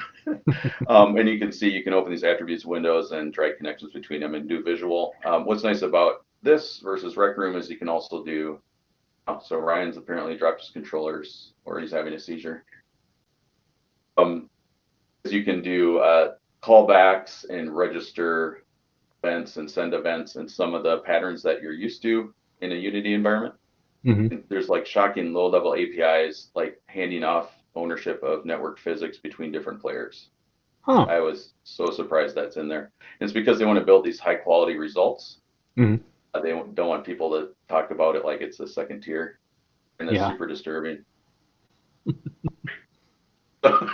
Yeah, it's never going to look like the commercials, right? It's always going to be a little bit have a charming wonkiness. It's never going away. Yeah. So things very fluid and fast, undo and stuff, and you can turn on grid snapping, want stuff to do more predictable things. You can scale, you can snap corners and all this kind of thing. One of the things I just want to show that's super unique is the fact that, yeah, Matt and I here can both be hanging out on this little cube, minding our own business, and then Super Giant Ryan.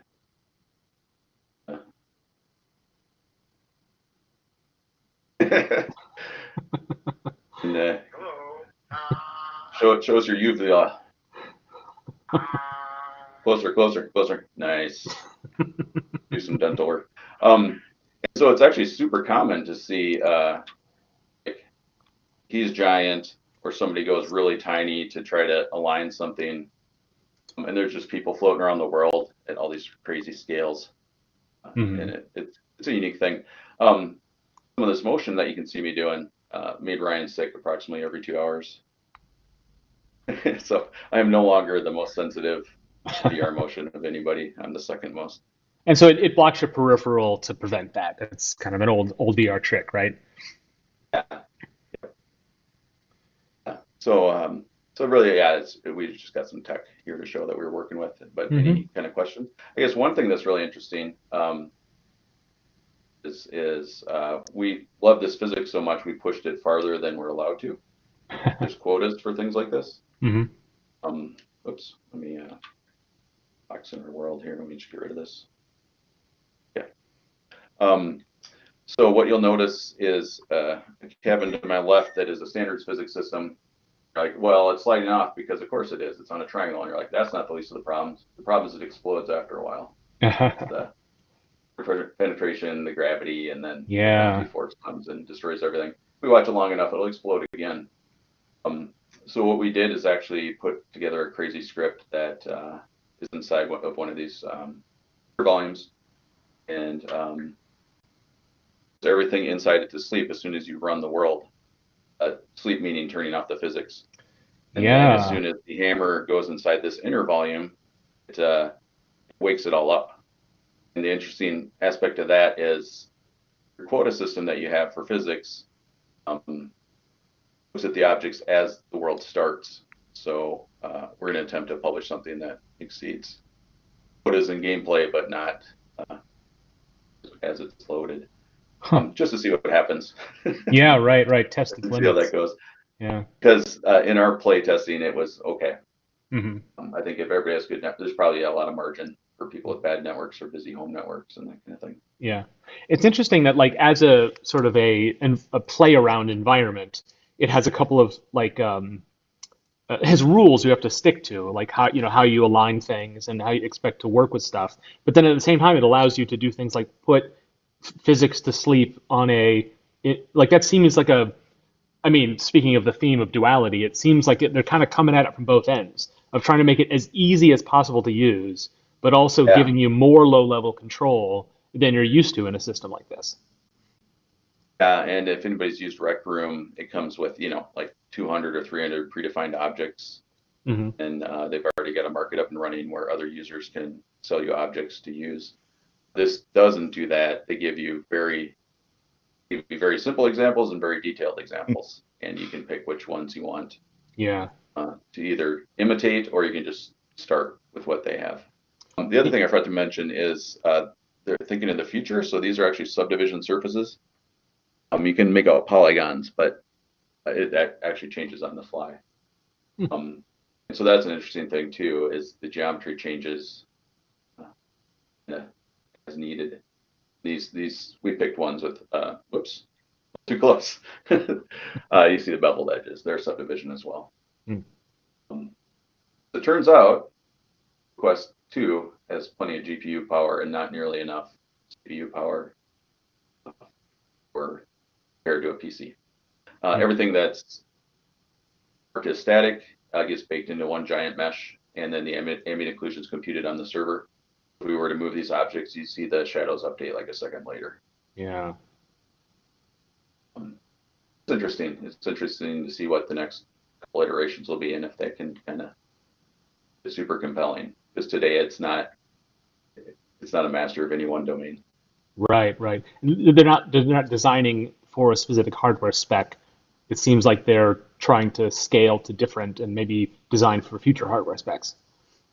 Yeah, they definitely want this world to be ported forward. They've got Mhm. these quotas that are recently, I think, were just all bumped up from what I saw before because they depreciated the Quest 1 Yeah. as a slower chip. It still runs in there, but they tell you it doesn't. They tell you it's not supported. Right, right.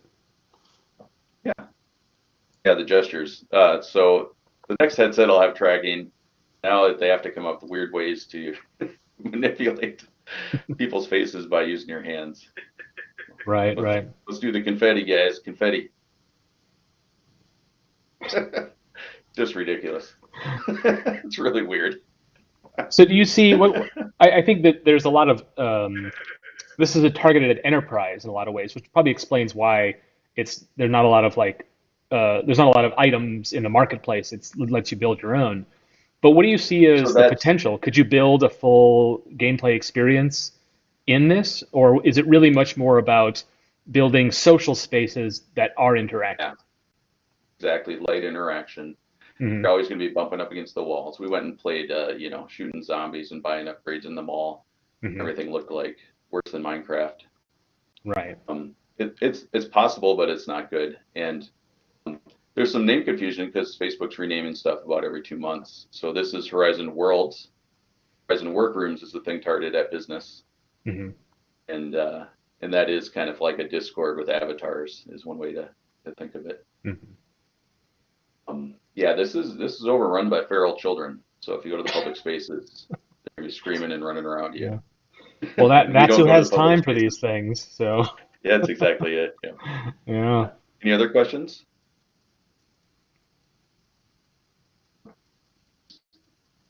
Yeah, and people pop in and out. It's kind of interesting. And if their headset goes to sleep or what, there's a lot of network state that is keeping in sync. All right, let me get out of here.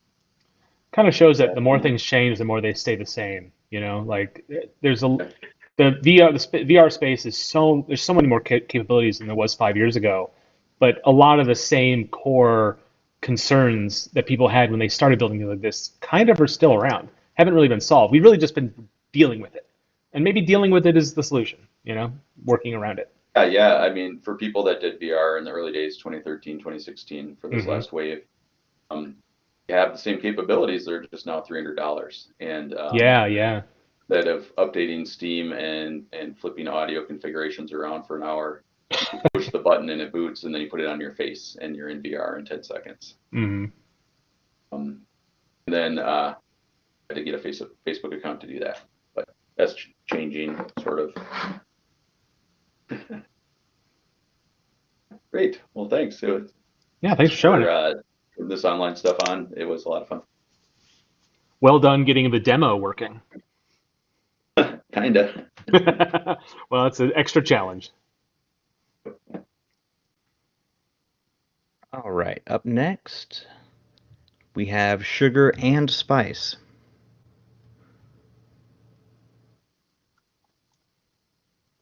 I guess that's me. Are you Sugar or Spice? Well, that's a good question. I don't know if we discussed that. I suppose Carl can jump on too, since it's just the two of us. I'm going to say I'm Sugar. Being first, that's not necessarily true. Carl, I've given you the presenter role, so you should be able to unmute yourself. If you're interested. Otherwise, you can leave Scott to... You may have to leave and come back for it to take effect.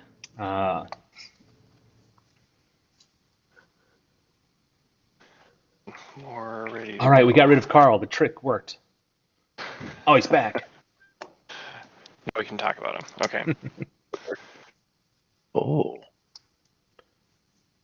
So, Carl, Sugar or Spice? Either one's fine with me. You're each a blend.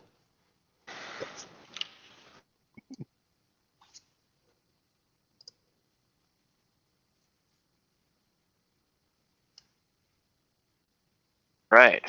the game we made is Super Swing On, and I'm presenting this from my Raspberry Pi, so hopefully it works smoothly enough. Looks good. No audio though, if that concerns you. But it looks good. Nah, there's not very much sound. Yeah, I just did the window version, so maybe that doesn't do sound. I've done this before, to be honest. Yeah, so, I'm not sure exactly how this fit in with the theme, other than there's two ends of a thing, and I think we sort of lost why that was a duality, but this is a game we made. So it kind of starts out, and there's this locked blue area.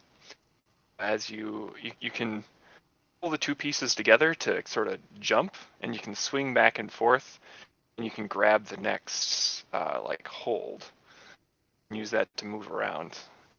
And once I get this blue key, it unlocks the blue areas for me. Now I can back up here and jump through the blue now.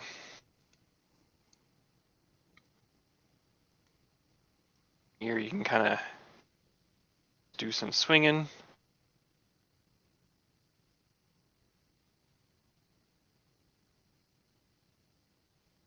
I appreciate the tutorialization as part of the environment, the little text there. It's a good shortcut for the jam game, and it really worked, really effective. It felt like we needed something in there. I don't know. There could have been more about which buttons you press and stuff like that, but I don't know. I felt at least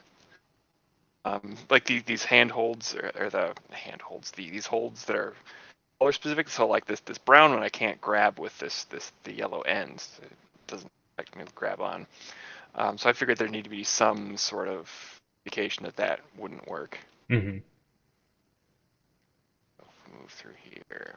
So I haven't asked you this. I played this earlier. I didn't ask. Why yellow and brown? Is it because it's cinnamon and honey? Sugar and spice? I don't think that was really discussed. Originally, it was black and white in the prototype. And Carl picked yellow and brown, I guess. So yeah, it was black and white, and we talked about ketchup and mustard and sugar and spice, and I really liked the idea of ketchup and mustard just because it sounds absurd. It's like the name of a game. I don't know how we could actually have pulled that theme in. There really are a very limited number of colors available in the Pico 8. Oh, right, you're working off a palette. It's not, right? Right. Worth pointing out. This is Pico 8, so it's kind of a fake retro environment of fantasy consoles, it calls itself. I don't know, it's kind of fun to work in because it's pretty limited and it's easy to make progress on stuff. And this was one of the more relaxed game jams I've done, so it was nice and relaxing. So how was it getting the physics set up? Because that was the first thing you guys did, right? Yes. What's the question exactly? Like, how, what was the process of doing that in an environment like Pico 8? It's programmed. I just did it myself. Okay, so not especially more complicated because of the environment. Like you weren't limited. Yeah, I guess. Mm-hmm. Yeah, whatever you want to implement. There's no built-in physics or anything. It just draws sprites and stuff like that. So if you want physics, you just find the code off wherever you've done it before or whatever to implement it. This is pretty basic. It's just two particles and a constraint that holds them together. So it's a couple dozen lines of code for all of the physics in the entire project. Nothing particularly complicated. Can we, for people who haven't done Pico 8 development, can we see the environment? Can you switch over to that? Oh, sure. Okay, so it's got this weird kind of fake command line thing going on because it's trying to do this, a fake 8-bit thing. So, you can, see the different directories.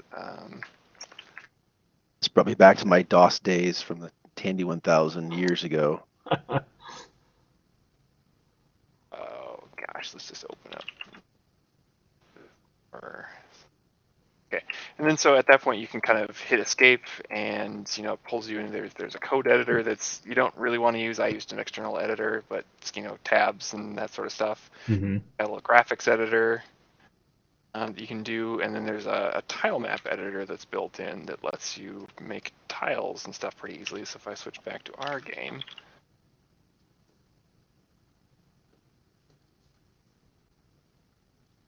you can see, here's the graphics that we made for our game and the tile maps for that. So you can kind of see we didn't really use up most of the tile map space. I wasn't really sure how much content we made, and then we made kind of a demo level and kind of ran out of steam to make more. So it was like, well, it's playable. That's good enough. It's a game jam. So be done with that. Mm-hmm. And Carl, so it's all really basic tools in terms of like the graphics editor. It's really straightforward pixel art editor. You can copy paste stuff in from an external program for that too if you don't want to do it in that. Mm-hmm. And Carl, you did the art for it, right? I did a lot of the art. Scott had some contributions to some of the tiles early on, which is a great help for me to follow his lead. This is my first time using Pico 8, and it was restrictive in some ways because of the colors and because I've spent so many years hitting the hotkeys and they didn't work for the brush or the fill. And it wasn't until much later on, actually today, that I realized I could use Sprite or Photoshop, and then I could use the import, export out the sprite sheet, import in the sprite sheet, and replace it out, and that was significantly easier. Mm-hmm. Yeah, it's all here for you, but it's not. If you're used to any of the tools that this is replicating, it probably feels pretty constraining. Yeah. Yeah, but it opened my eyes up to seeing this little world of developers and Pico 8 games and things. And mm-hmm. I think when I introduced Carl to it, I described it as being all the editors as being adequate, if not like particularly good themselves. Right. But provides access to people, and that's a philosophical or ideologically rather, that's an important quality that it has. Oh yeah, yeah. I know somebody mentioned earlier using tile maps in Unity, and these tile maps make sense, and they're in the same screen. It's not hidden in a pop-up menu within a subset. Within like tile maps in Unity are there's a lot of assumptions that what those are doing and how they're being applied, and this is just it's a lot more straightforward. Mm-hmm. Yeah, those constraints can be freeing because, like in Unity, you can do whatever you want, but like, how do you do anything? Yeah. Yep. I think simple things we can change in the tile map editor. You can hit run again, and you can see it in the game almost immediately. So. Yeah, sure. Let's do that. Somewhere you don't have to travel to. Yeah, exactly. So we can just, plop some stuff down over here, and then you hit Control R, and you're back in the game. There it is. It's pretty easy to kind of just move through. It's the same if you use like an external editor for the code or whatever else. You just hit Control R, and it pulls it off the disk and runs it again. So. Were those tiles meant to be large holds? Yeah. Yeah, originally we had designed some that were the 32 pixel size, and then changed it up, made it a little bit more challenging, but also I think more of a consistent spacing. Yeah, with the smaller ones, it's easier to be more consistent about like the size of things. And also for simplicity, I just check the square tile bounds for the properties of the tile, like if you can grab it or not. So the square edges felt kind of weird from that. Yeah, I don't know. Like the entire code for the game is I scrolled through before, is like 200 lines long. So I didn't put a lot of like particularly fancy features into it. Including, like writing our own physics and collision. So there's not a whole lot to it. Mm-hmm. It's okay. was an enjoyable jam. Mm-hmm. It was relaxed. Well, I think this is an example where, I mean, you describe it as like technically mundane, but I think its charm is its design, and I think that's where you guys have really um, you got a winner. Is just it's a very clever mechanic, and once you realize how to use it, it is very intuitive. The on ramp's a little bit steeper than probably you'd like, but very very fun once you're in it. I do appreciate that it's not possible to fall off. So it Yeah, that was kind of something that encourages you to keep trying because it is very weird to start, but yeah, after it's a little difficult at first. after a while it feels really natural. Yeah, you kind of get a feel for the It's a lot of fun. arcs and the physics. Mm-hmm. I don't know if you intend to continue with this, but whether or not you do, I do request just one large pegboard to be added. Just to play around in. Just to swing yourself around. I mean, I would love to see a two-player race in a game like this. Oh man, that'd be cool. Sure. Like you have such a strong core that you could build a lot of different experiences inside of it, you know? Wow, denying somebody a peg to cling to. Yeah. Sure. By grabbing they it first. disappear after you grab them once or something. Oh, there you go. Introduce some peril and some soft lock potential, either to puzzles or to competition. Handholds. Yeah. I love like when a game jam, when you're done with it, you're like, you haven't exhausted the idea. That's a good sign.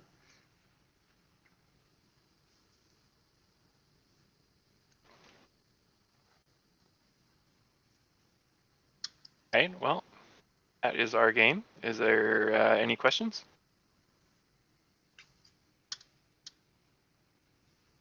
I think that's all I've got. Yeah. Thanks for showing it, guys. All right. Thank you. Thanks.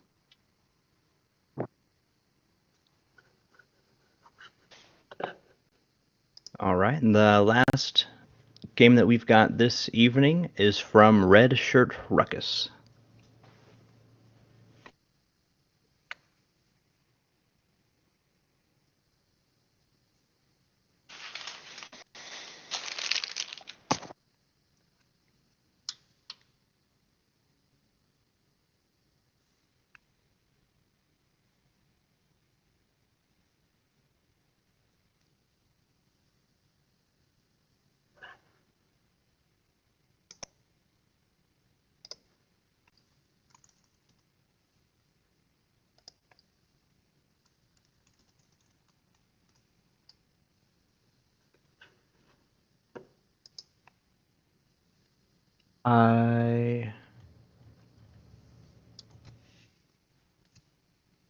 There, man, I don't know if you've had the role assigned to you as presenter. Go ahead, back out and rejoin and see if that works for you. I'll go ahead and do the same for Beth in case she has time to speak as well. I think Taro Omiya, who's posting up in Global Game Jam General, is also interested in presenting. Hey, what's going on? Hello, am I audible? You are yes, on, we yeah. can hear you. Indeed. Taro, Yes. I also gave you the role so that you can present next. All right, what's up? Global Game Jammers. This has been great. I hope you all had as much fun as I did this weekend. But we all know that's impossible because I made a game with Big Bang. Sponsor synergy. Yeah. Okay, great. Oh, we've got Beth in here. I So, am present now. okay, so first we'll just take a moment to admire our scenery. Beth did a great job putting a lot of this together. We have a few A lot of what you're seeing is stuff that we just pulled out of the .Big Bang library, but we've got some bespoke art in here, like my reactor and what else is custom in here, Beth? These these things. 4-panel Yeah, we've got animated power surgy things. Oh no, mutiny! Oh, okay. Oh, we're giving too much away. All right, we better start playing this game. All right, so we'll catch the wave on the next one here. So I'm going to start jumping on our power button. We got to get the power up. Okay, foreign particles. Okay. Ooh. All right. Barely made that one.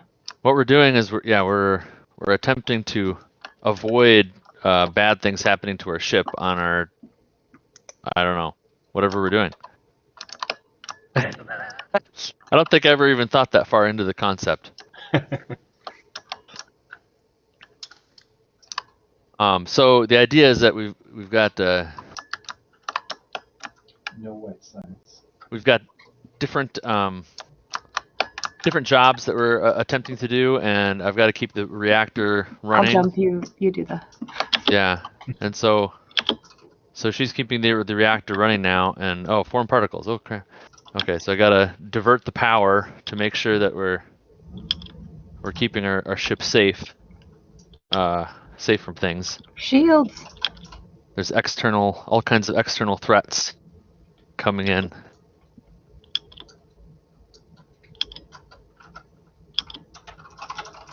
And this is pretty easy with 2 people. But we were planning on having some more distractions in the environment, like having to keep your. So there we go. We've hit our safe arrival. There we go. That's the end of the game. Nice. Yeah, we should check out a little bit more of the artwork. This See, I added a cable up there. pile of rubble is hilarious. Oh yeah, look at that.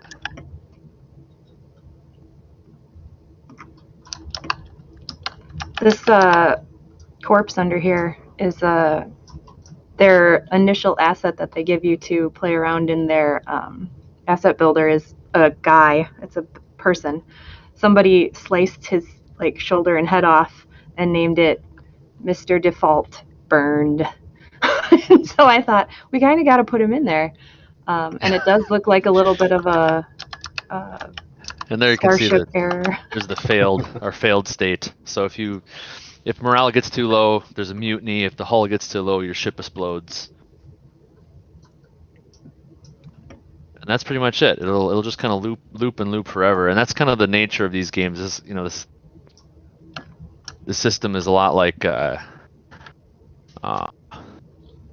playing Minecraft custom games or Roblox, where you kind of just jump in and start playing with people. Mm-hmm. And it's designed to work in a lot of the same way. Oh yeah, and we can see so the reactor is low right now, and this is the one trick. I didn't get a good way of explaining this to people. Loads. Oh gosh. I was waiting. I was purposely not doing shields.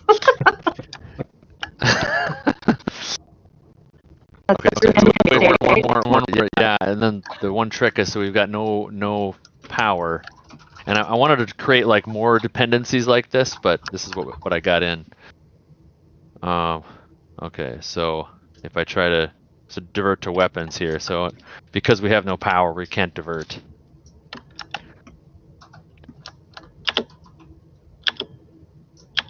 Oh no! Oh, it's all over. It's over very quickly. Can't fail very many times. That's pretty much it. That's the game. It was really challenging to build something in new tech. Big Bang is mostly they're clearly taking some cues from Unity. It's sort of a entity component system feeling type of thing. The multiplayer. So okay, I forgot to mention this. I was going to say this at the very beginning, but so right now, I'm going to put a link. I'm going to put a link in general. And I kid you not, if you click that link, you could be in this game right now, playing with us in multiplayer. But not just that. You could be editing the world with us in multiplayer. You'd have to set up an account, but I hear the sounds of people coming in. Hi, guests. Look at you all. But the game breaks with more than 2 people right now, right? Nope, no, I fixed that. You fixed it. Woo! Yeah, so we can have as many people as you want in here. So we gotta divert I'm power in the to. wrong link. I'm in the one that you sent earlier. It's all by myself in an empty reactor room. Yes, and you can send a link that's not the multiplayer, and somebody can take it and remix it and make it their own, and then share it with their friends. Yeah, so I feel kind of like I'm shilling for Big Bang, but I don't care because I think this is just really, really fun. Can we see a little bit of the for the Global Game Jam? Yeah, I'm just doing my due diligence for them. Yeah. Can we see a little bit of the editing environment? Can you switch over to that quickly? Sure. Yeah, that's a great idea. Okay, so I just hit this edit game button. And any of you, if you had if you were not just using a guest account, but if you had a real account, you could be doing all of the same things that I'm doing right now. And just to make things a little simpler, I run here out into the grass. So I can. It's in alpha, so things are a little bit difficult sometimes. Like you click on things and nothing happens, and then you click on it again, and then finally it works. So we can scale objects. You can shoot it out into space. Yeah, and then I can open up so for this computer panel, here's my view into what's going on here, and I can add a script to it, and just start coding right there. Or What's the scripting like? I think there's a lot of these things use embedded languages like Lua, but just first impression, it looks a lot like C# or Java. Yeah, so it's TypeScript, so it's a strongly typed version of JavaScript. So you get a lot of the type safety that you would expect from something like C#, but it's JavaScript under the hood, so you can reach for a lot of JavaScript things if that's what you're familiar with. I'm not super familiar with TypeScript, but I felt like it was not too difficult to get into, especially looking at some code examples. It doesn't feel terribly different from C#. I can show you here my craziest script. This is the script that everything ended up getting dumped into, just sort of by coincidence. And the editor is, it's pretty good because it's basically VS Code. Yeah. Right, because VS Code's the text editor is open source, so it might exactly just be the. Yeah. Yes, in fact, it is just VS Code. That's what this is. Wow. Which itself is written in TypeScript. Yeah, so I spent the entire weekend in the web browser building a game. The most difficult part by far and away was getting it all to work multiplayer. I was just, I just wanted to punish myself. So I wanted to make it multiplayer, so people could just jump in and start playing it.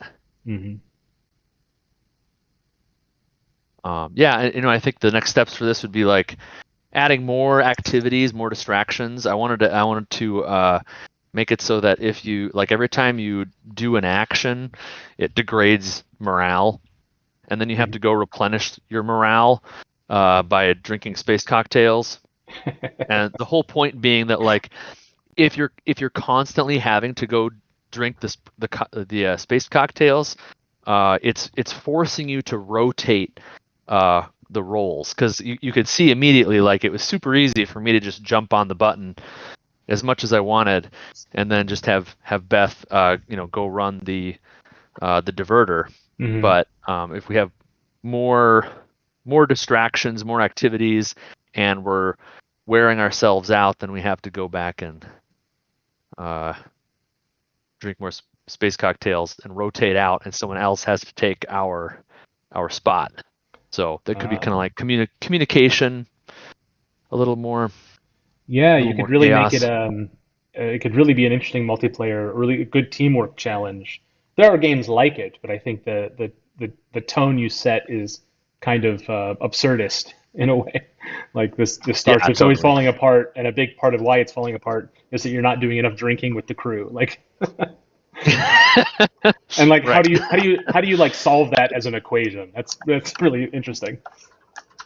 Did you mention the not overdoing the charging of the reactor? Oh no, yeah. So the other thing that I was going to put in that was actually like in the written scope at the beginning of the weekend was that if you overload the reactor, it would blow the plasma conduit over here. So this is like the next idea for like an activity is you'd have to come over here and replace the plasma the plasma gasket, whatever, I don't know, the thing. Have to fix the thing.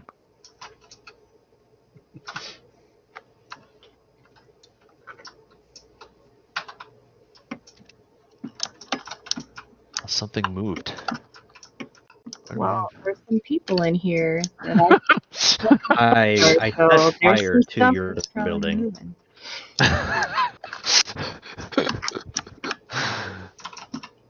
And all of the guests are sacrificing themselves to the fire.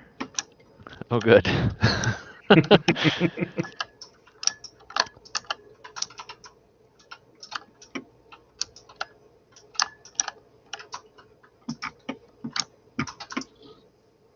So how do you think this platform? Oh yeah, that's the test building. You can set that on fire. Did you go inside here?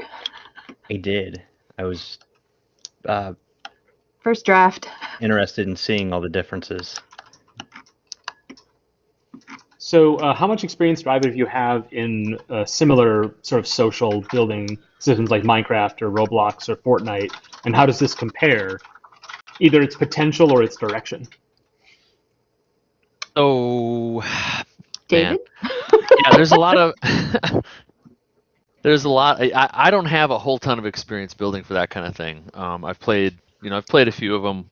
My kids are more interested in that than I am. But I mean, the thing that hooked me was just like being able to edit a game as a team at the same time. I had my kid on the first night in here, and we were just like goofing around.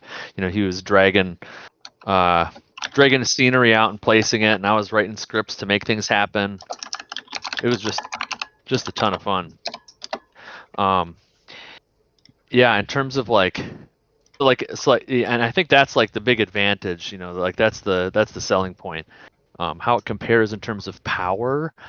Like Roblox has its own editor, sort of like, it's like a Unity or Unreal type editor that uploads straight to the cloud. So it's pretty powerful, and in those terms, this has got a ways to catch up, because there's a ton of things that were difficult to do, and Beth is very familiar with all of them at this point.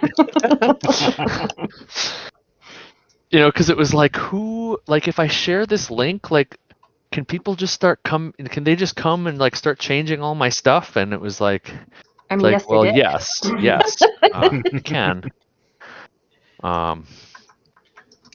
Yeah, so it was really bizarre, and there's like things that you'd want to have, like, permissions or something, so I could set like, these people have these permissions in this world, these people don't. I know that there's ways to share these worlds so that like they can be played publicly without being able to be edited, but I don't know how to do that. There's also all kinds of confusion when it comes to like, how do you share things with people? That took a while. So I mean, this banner up at the top is oops. The banner up at the top that says alpha is there for a reason, for sure. Yeah. I was like, where's our banner? What are you talking about up at the top? That said, it's pretty dang strong.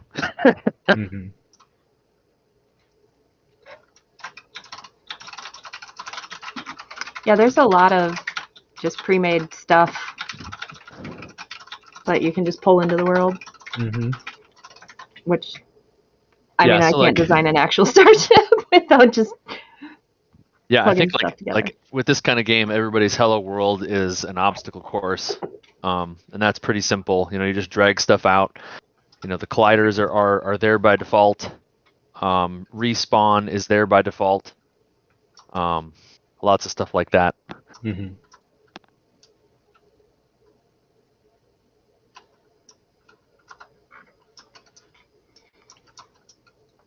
Yeah, a lot of it really reminds me of the earliest kind of toys that were also interactive, things like HyperCard or the first versions of Flash, where it was the main draw was to play, and then you realized, oh, you could actually do a lot. And I think that's really exciting that there's platforms like that aren't who knows where this is destined, but that aren't solely marketplaces for children.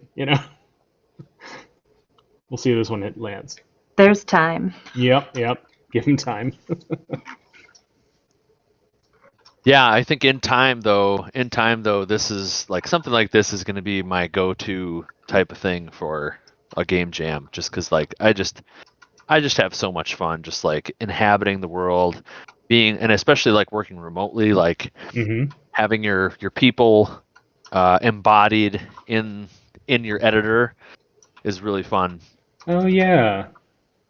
That social aspect to the creation is more. Yeah, it's more than just voice chat. That's really cool.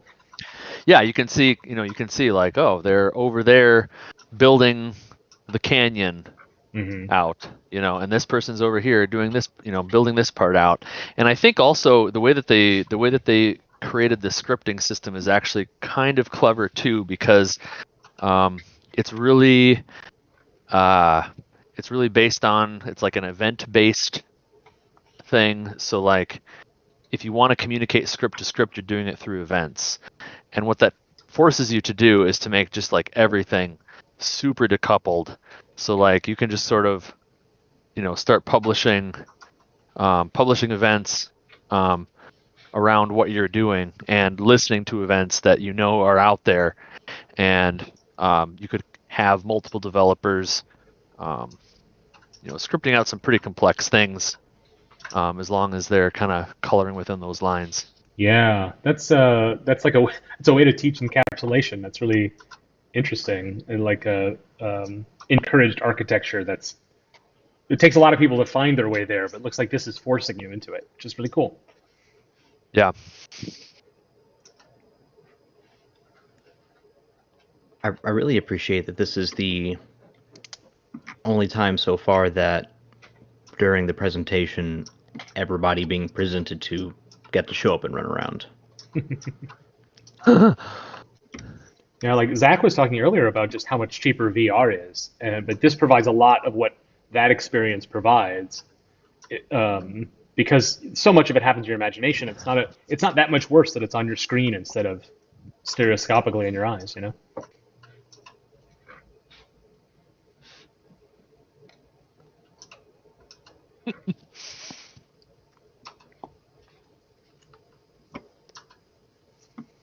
I am seeing a lot of cats. Maybe that means it's time for the presentation to end. Yep. At least one more. Reached capacity. Oh man, David, you're gonna have fun fixing all this, huh? Oh yeah, do you have save states or any I really should have remixed this before I invited everybody to it. Oh, you didn't remix it? Oh no. That's what you get for trusting people. This is sort of like performance art. Yep. Yep. We're just burning it all down before we leave. Mm-hmm. I burned it down when I got there. Yes, there is a giant fire on that building. That is my favorite part. All right, thanks so much. Yep, thanks everybody. Great games, everybody. Thanks for inviting everybody over. over. More to present as a solo jammer, unless anybody else has a game as a solo participant as well. That is a game from Taro Omiya, or Omiya Games if he prefers. Let me make sure you've got your presenting role. Okay, you have your role as a presenter. If it doesn't let you speak, you may have to back out and rejoin.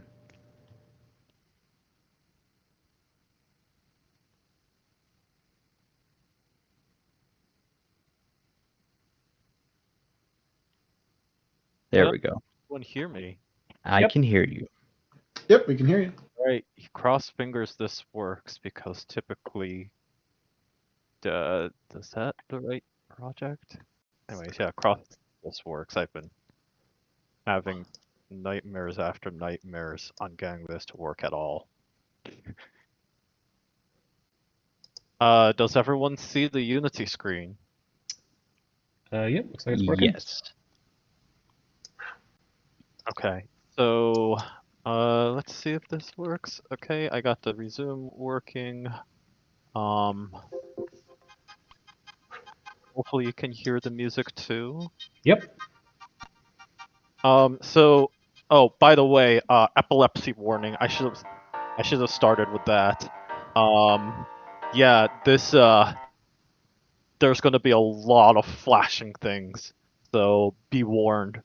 But anyways, for this jam, for people who are following along with my development, you probably know how meandering I was with this. But eventually, what I came down to is this idea of having a webcam actually detect where your eyes are and using that information to observe particles in this world and make their waveform collapse and score a point once you observe it long enough and it stabilizes to like a specific position. It is very much a completely inaccurate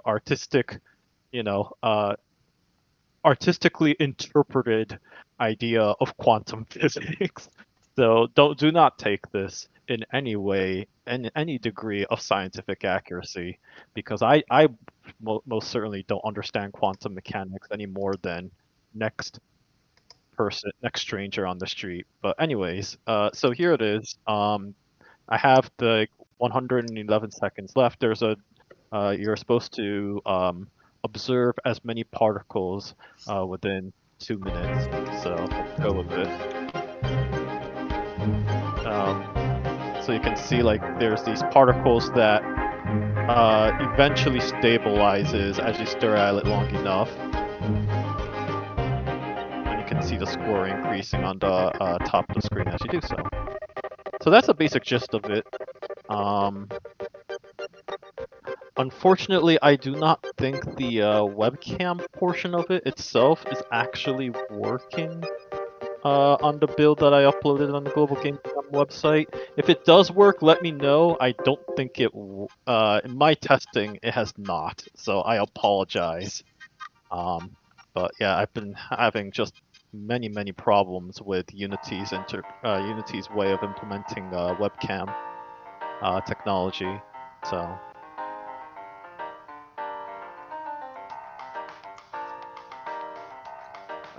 Maybe I can look a little more to the right. Oh, okay, it's not detecting me looking left or right. That's a little annoying. Any questions? So how did you approach like difficulty for the game? Like in terms of how fast, like how hard should it be to get a score of X amount? Or was it a matter of designing a system and then just letting it decide for itself what a high score would turn out to be? Give me a minute. So yeah, it's a good question. Like in regards to the whole shakiness and everything, like so if I were to, oh never mind, I'm not gonna really touch that too much. Like if I were to like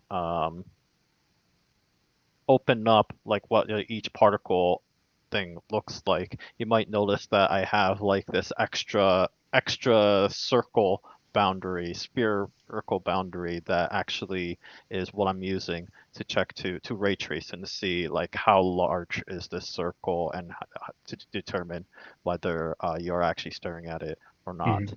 I think I just kind of did it by intuition. I like to use the simple method of just doubling my doubling the value. So in this case, I doubled the radius until I felt it was kind of comfortable. Or Yeah. if it's like in between two doubled value, then find the average between the two and just keep averaging if I don't to kind of polish it. So it's entirely feel in my case. That's good. So I know at the very start of the jam, you had like a bunch of ideas as you were trying to settle on what to put together, and even all the way up to the very end, you were kind of like toying with different notions, different features. Yeah, like absolutely. so, lots of roads not taken. How do you feel about the path you ended up on, and would you want to like keep going in this direction, extend on what you've built this weekend? Yeah, good question. So meandering is kind of my way of developing anyways, kind of like my default development of it. I think in this case, what I ended up doing had more to do with like just pulling some ideas together, see how I felt about them, and then if it was possible for me to pursue any further. So the first problem, obviously, I encountered, I don't know if anyone was listening to my brainstorming process. I had a completely different game and mechanic in mind, and it just didn't feel good. The mechanic itself, that is. So I just like abandoned that on the first day. Yeah. Well, first day and bits a few hours of the second day. Then I switched to, at least face tracking. And at the time I was thinking like, all right, I could try implementing like a VTuber thing. But also, I'm expecting people to play this game. So a lot of the VTuber solutions I found online required, installing and running Python servers. And I'm like, okay, I can't really make a player do that. Unfortunately, I don't think the build online right now runs either. So that was so much for that effort. But what I meant to say was like, I tried looking for a solution online that I had a little more confidence, didn't require from the user too much setup to be able to play. So and from there, it's like, all right, I don't have the time to sync a 3D model with, like a actual avatar with the face tracking technology that I've installed for this project. What else can I do? So I can, grab a bunch of where the position of your body parts. So I just kind of placed that all around. And then from there, it's like just kind of gradually this idea of having some sort of quantum mechanics like mechanics, no pun intended. I just sort of that sort of idea just kind of emerged over time. So like I said, it's just kind of meandering of me putting together like various technologies, various mechanics, see how I feel about them and see where I can kind of expand that idea from there. I think like personally, I just like the visual effect of the glitchiness of it. So I just kind of ran with that idea. Yeah. And like I also like the idea. I also kind of like find the the shaking of it, the shaking of each particle is like shrinking over time, just like a really satisfying visual effect. So yeah. probably not very visually satisfying for most people, but personally, I just thought like there was something there in that animation. It's all shaders, by the way, if anyone's curious how I pulled that off. Yeah, it's really interesting, like you were saying, that you're sort of finding your way to it by seeing how it feels as you go. And what you end up with is a proof of concept that, like a lot of the things I've been praising tonight, are like feel like toys you can play with. Like no matter how simple it is, you could sit in that environment for a long time, which proves how engaging it is. Which means you can take that and take it forward. You've proven that the idea works, and I think you're saying that's that satisfaction you get from staring it down. Even as a viewer, I can feel a little bit of that, even though I'm not the one doing it. So I totally think you're right about that. Peter Yang tells me, I tell you, you should have done dive kick too. No, I'm fine. I can explore that game another time. Honestly, like if I wanted to explore that game idea, and I do have a far better solid idea for that, like I would want a week, not 2 days. Mm-hmm. So that's just my opinion on that. Yeah, there's always next game jam, right? Right. Yeah. Well, thanks for showing it. Yeah, absolutely. And thank you again for teaching me everything I've ever needed to know about quantum physics. I feel like I've gotten a good grasp the on camera's the... not working here, unfortunately. Oh well. Anyways. I don't have a webcam at the moment, but I do have one that should be on its way. I'm excited to get a hold of it and play this for myself. Well, what do you say, Nick? Is that the end of the night, or do we have any last-minute folks popping in? That's everybody that I know of. Is there anybody who hasn't presented yet that would like to? A solo endeavor that they worked on, or...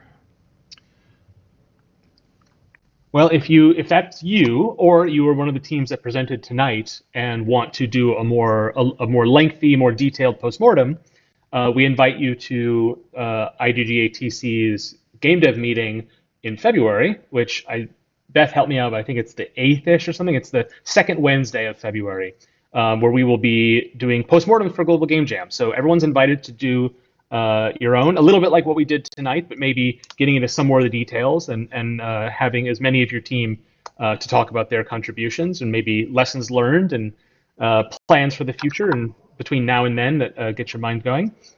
You can sign up to present by emailing us. Is that right, Beth?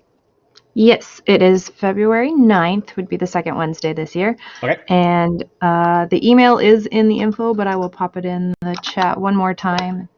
IGDA Twin Cities at gmail.com. Oh, which channel? Let's do... Oh, Peter, you did it. Thank you. And that invitation goes out to folks who joined us with the Amber Waves crew. We're very happy to partner with Nick and Amber Waves this year. I think it went really well. It was a great show, everybody. Congrats. Yes. Everyone, that means you. Exactly, Peter. If you are in this channel, you are invited to share your postmortem. And I don't know if Playtest might be interested in featuring some of these. If you guys want to continue development and get some more feedback, we have our Playtest is the following Wednesday. Yep, and that's co-hosted with Lane and myself and Dale. And we play games on stream, and we invite viewers to come play with us via Parsec, and we invite the devs on the chat to sort of do a little developer commentary as we walk through them. So that you're also invited to. Same email. Just let us know if you want to do a postmortem, do a playtest, or both. Doors are open. I think that covers it. And yep, thanks again, all the Amber Waves of Games folks, for making this year Midwest Mingle. We will have to do it again sometime. Well, in that case, I can talk to you later about this. We don't know what things are going to look like 3 months out, if we're going to be able to meet in person. But for everybody here from the IGDA TC community, I do host an event on this server every 3 months, quarterly. So that's for a year. We're never too far away from the next event. I believe the next jam that we'll have here is the next Ludum Dare, or Ludum Dare, if you're not the guy who started it and want to say it correctly. I think.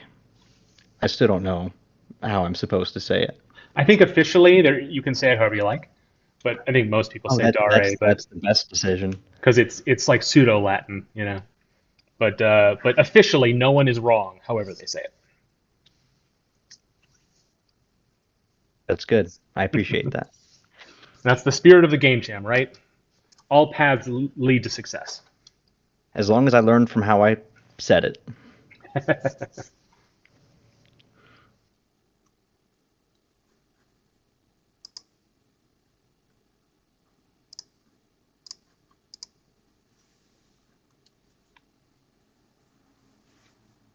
Beth, I think you're muted. There we go. Okay, so that is the end of our race stream. Now I'm going to skip this and go to social hours.